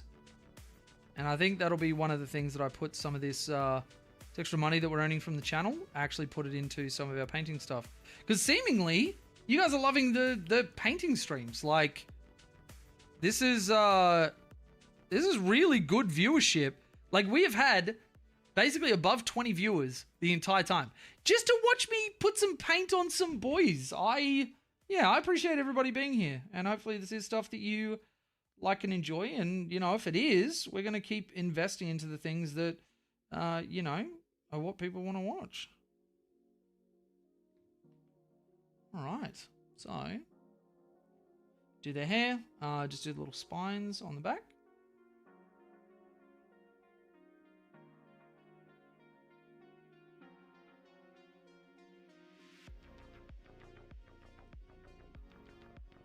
And the sass,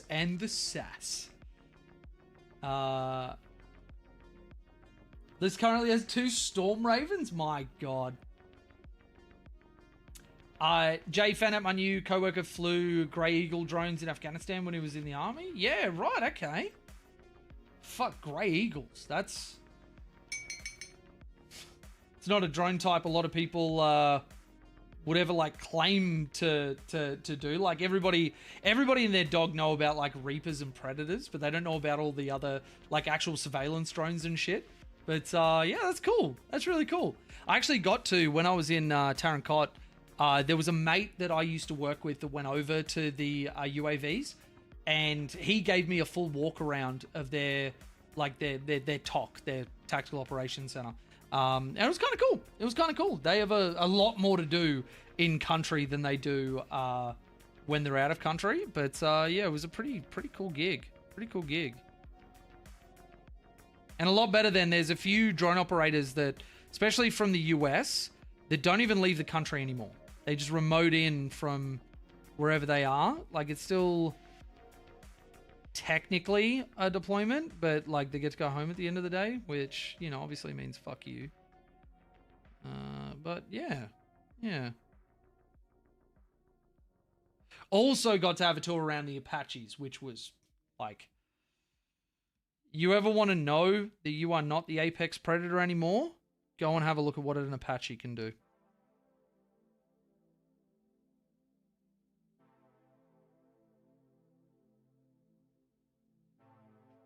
So his face is a little bit jank. What is the RTT tomorrow? It is just a little one down at the Good Games in Wollongong.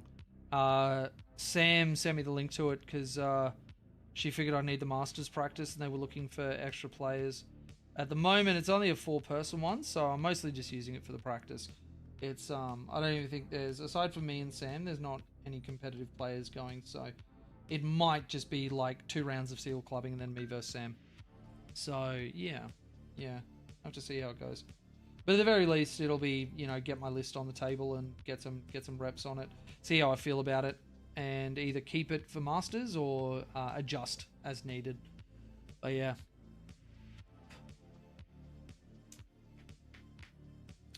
I like that these streams are at 5:00 in the morning. Well, that gets a lot easier, and this is why I want to be able to do content full time, which we're going towards, because I don't have to do everything after I finish work, because that's why they're at 5:00 for a lot of people in the US and Europe and everything, because it's Australian evening. So it means that not only am I opening up the audience that I can have come and join me, but we're, you know, not doing it around a full-time job, which is really, really freeing for the not only the type of content that I can do, but yeah, the hours that I'm able to do it. So for anybody that's watching, if you do like seeing me doing this stuff and would want to see more stuff that we're going to develop into, check out the Patreon or YouTube membership. That is by far, hands down, the best way to support me in the channel and make it so that going full time isn't a pipe dream and is actually something that, you know, because I've got a kid, I've got, you know, Chelsea and our life and everything else. Like, we need to know the income that we're going to have month to month to actually make a determination on doing it. And like, that is the best way. It is, you know, income you can set your watch to and know that, yep, we're good to do content. I don't have to run out and fucking, I don't know, suck somebody on a corner, or like, how do people make money these days? I don't know. Like, whatever you do. So having said that, I don't know if I can go back to my old job. There's a lot of people moved in on my corner. And like, I don't want to fight people in my corner. Reminds me when I used to hang out with the boys down at LGS, the Gauntlet back in the day. We would bring our paints and models to the shop and just hobby and bullshit. Yeah, I don't mind having a bit of a yap. Casuals on record, just get a plastic container and put some tissues as a base. Damp it with water, then put parchment paper on top. Poor man's wet palette. That's what we're using at the moment. I haven't bothered to get it out, but that's what we've been using for a while. I just figure that, you know, like, if I'm actually earning money from content creation, which I am now, it's probably time for me to invest a bit of that into painting. I just haven't before because, like, painting hasn't really been my jam. Though I will say, if I'm doing it as part of a stream, it scratches the itch of, like, social engagement for me. It means that I'm not painting on my own, because that's one of the things that I hate the most. You know, because when you're on your own, that's when the demons come out. And that's when you start going to a real bad place, because from time to time, we all get sad. Yeah, so, like, you know, you're doing it a bit social, and it is helping me clean up a bit of my my pile of shame, which is always good. But yeah, so I figured if this is going to be a regular content thing, it means that, you know, investing money in it isn't like me just buying something out of hand. It's actually putting money back into the stream, which is, you know, never something I'll say no to. That's what we've done with everything that we can, like this, you know, this camera just up here, look into that one, some of the lighting, the, you know, the microphone that I've invested into, all that sort of stuff. Like, we always try and put back as much as we can into the actual content, because, you know, that's what makes you money, and it's drives the content a bit further. But yeah. Also, you know, if I'm earning money from painting shit, invest money into painting shit, you know? Like my boy Sidious says, do it.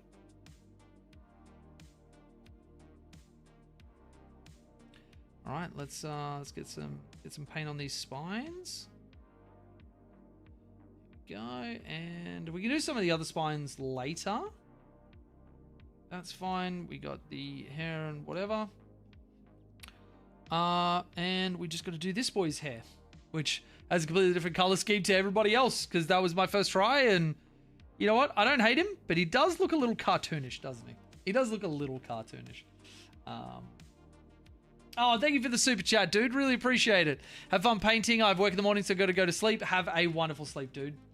Always look on the bright side of death. Oh no, that's going to call Mushu. Oh, I shouldn't have done that.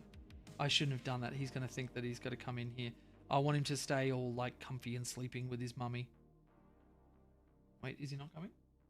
What a good boy. Yes, ignore me. Stay with your mum. What other stuff do you reckon you'd want for painting streams? To be honest, I don't know. This is kind of a brave new world for me. I never, like, making content keeps catching me off guard and taking me back, because, like, I never figured that anybody would give a shit enough about, like, me to listen to me talk about 40k, and then, you know, enough of a shit to, like, watch me play 40k or whatever. And then, you know, you've got Jared Downing, thank you for the YouTube sub. And then you've got, like, me just sitting here putting paint on models. I don't think anybody would give a shit about that. And it's the same for, like, me, you know, playing games and stuff, where we have people join us for Space Marine and Gladius and all that sort of stuff. So I don't really know. question for the audience then, I guess. Like, off what other people have done with their, like, painting and hobbying streams and everything, is there stuff that you've seen that people do that you're like, yeah, I could sit and watch Jay do that? Or anything that you guys think you'd like to see? Any suggestions on what potentially we could turn this sort of stuff into and drive our content towards? Like, at the end of the day, it's stuff for you guys. So, if me doing a good job of, making streams you want to show up to is what drives engagement and revenue and all the business terms you could possibly have, then that's what I want to do. It's all about the fans at the end of the day. So, yeah. Have you read Elements of Council? No, but I'm going to be doing it. I read the Farsight books, and I've actually been meaning to make a video about those, because lore is something that has a lot of viewership, and that's something I'd want to do for like the growth of the channel. But yeah, I've heard good things, and I really want to have a read of them. But yeah. Oh shit. You got nice brushes and stuff already. Honestly, I've been doing the GW brushes and they're falling apart a little bit. So it's like, I probably could invest into new brushes. Obviously the airbrush I've got sorted. I'm really happy with that one. I've got a few different like paints and stuff to use around here. So like, yeah, brushes are probably something I could invest into. Different types of paint, like the one that there was one of our viewers before recommended. But yeah, a female towel stripping. Well, I don't know if it's that, but yeah. Oh, where's my food at? Where you at, dog? Where you at? Oh, 5 minutes away. Let's go. We're gonna be eating real soon. Citadel products are mid-low tier for high tier prices. Yeah, I kind of figured that'd be the case. Like, you're paying more for the brand than what they actually are. But yeah. You got like your little airbrush holder pot, right? So I don't have a holder for the airbrush. Like, that's actually something that Shelly and I were talking about. That like, I would love something that I can actually like put it down and have it sit there so I can use my hands and stuff. So all I have right now is the compressor and the airbrush. I don't have a ton of like airbrush paints. I don't have a ton of that sort of stuff. So airbrushing is something that I could expand into 100%. Yeah. Okay, so let's go where's my brown? Brown? Where are you, Brown? Brown. All right, I may have to go and get my... Oh, wait. Actually, is that you over there? Nope, that's Blood Angel's red. It just looks a little bit brown from a distance. All right, I'm going to go get that because I think that's the last thing we want to do is just do the straps. And I think we base and call our rampages done. Then we've got the ion cannon good to go. Chelly finishes off the lone spear. And then I think I'm actually tournament ready for tomorrow, which is pretty cool. But yeah, get the audiobook. It's a really good production. I love listening to audiobooks, yeah. I don't really want to, like, especially when I'm driving to work, and now that I'm moving away from employed work and I'm working at home, doing content and coaching and everything, it'll probably be something which is just like, chuck it on when we're cleaning the house or, doing some busy work or whatever. But yeah. I got to take off, but I went ahead and got the 2 extra stealth units for the Oxcad list. Get some time, check those Discord DMs. Let's see about it. Yeah, absolutely will, Space Lennon. Absolutely will. And yeah, very, very good decision getting those for your list. Very, very good. If you want a real good brush, get sable hair. Nothing else is really worth considering. Interesting. Contrast fine for entry level stuff. I have loved contrast painting. Like, I only want stuff which is easy and good to like get my models tabletop ready, because that's kind of where I'm at with my 40k stuff. But yeah. All right. So I'll be back. I'm gonna grab the brown and then we'll go. I've also got my food showing up soon, and it might actually be because I'm not too big a fan of like eating in front of people. I'm sure there's somebody out there that's like, yeah, that's my content. Yeah, fuck yeah. But I'm probably going to... Actually, you know what? We are going to call this painting stream here. I will be back on later this afternoon, right before we have the Pantheon team meeting that we've got for tonight. But I think we're probably going to play... actually, Charles and I, which you'll recognize from my Space Marine 2 streams with Beal, Charles and I are going to be playing some Rogue Trader as a co-op, which I'm really excited about doing. And I'm going to be playing some more like tower games and that sort of stuff. So again, if you're on YouTube, make sure that you follow the Twitch. That is the best way to catch all of the streams that I'm going to be doing. Because there are some that I just don't advertise on YouTube. I just go live on Twitch and do what I do. Thank you to all my patrons who make all of my videos possible. And thank you to my sponsor, R&R Hobbies. Check out the YouTube description to get 26% off your order with code Pantheon. Thank you, everybody. It's been really, really wonderful sitting and doing all of this busy work with you. It has taken my mind off it. I really appreciate it. And I'll see you guys later today. Have a wonderful day. Look after yourselves. Be kind to each other. And we'll see you in the next one.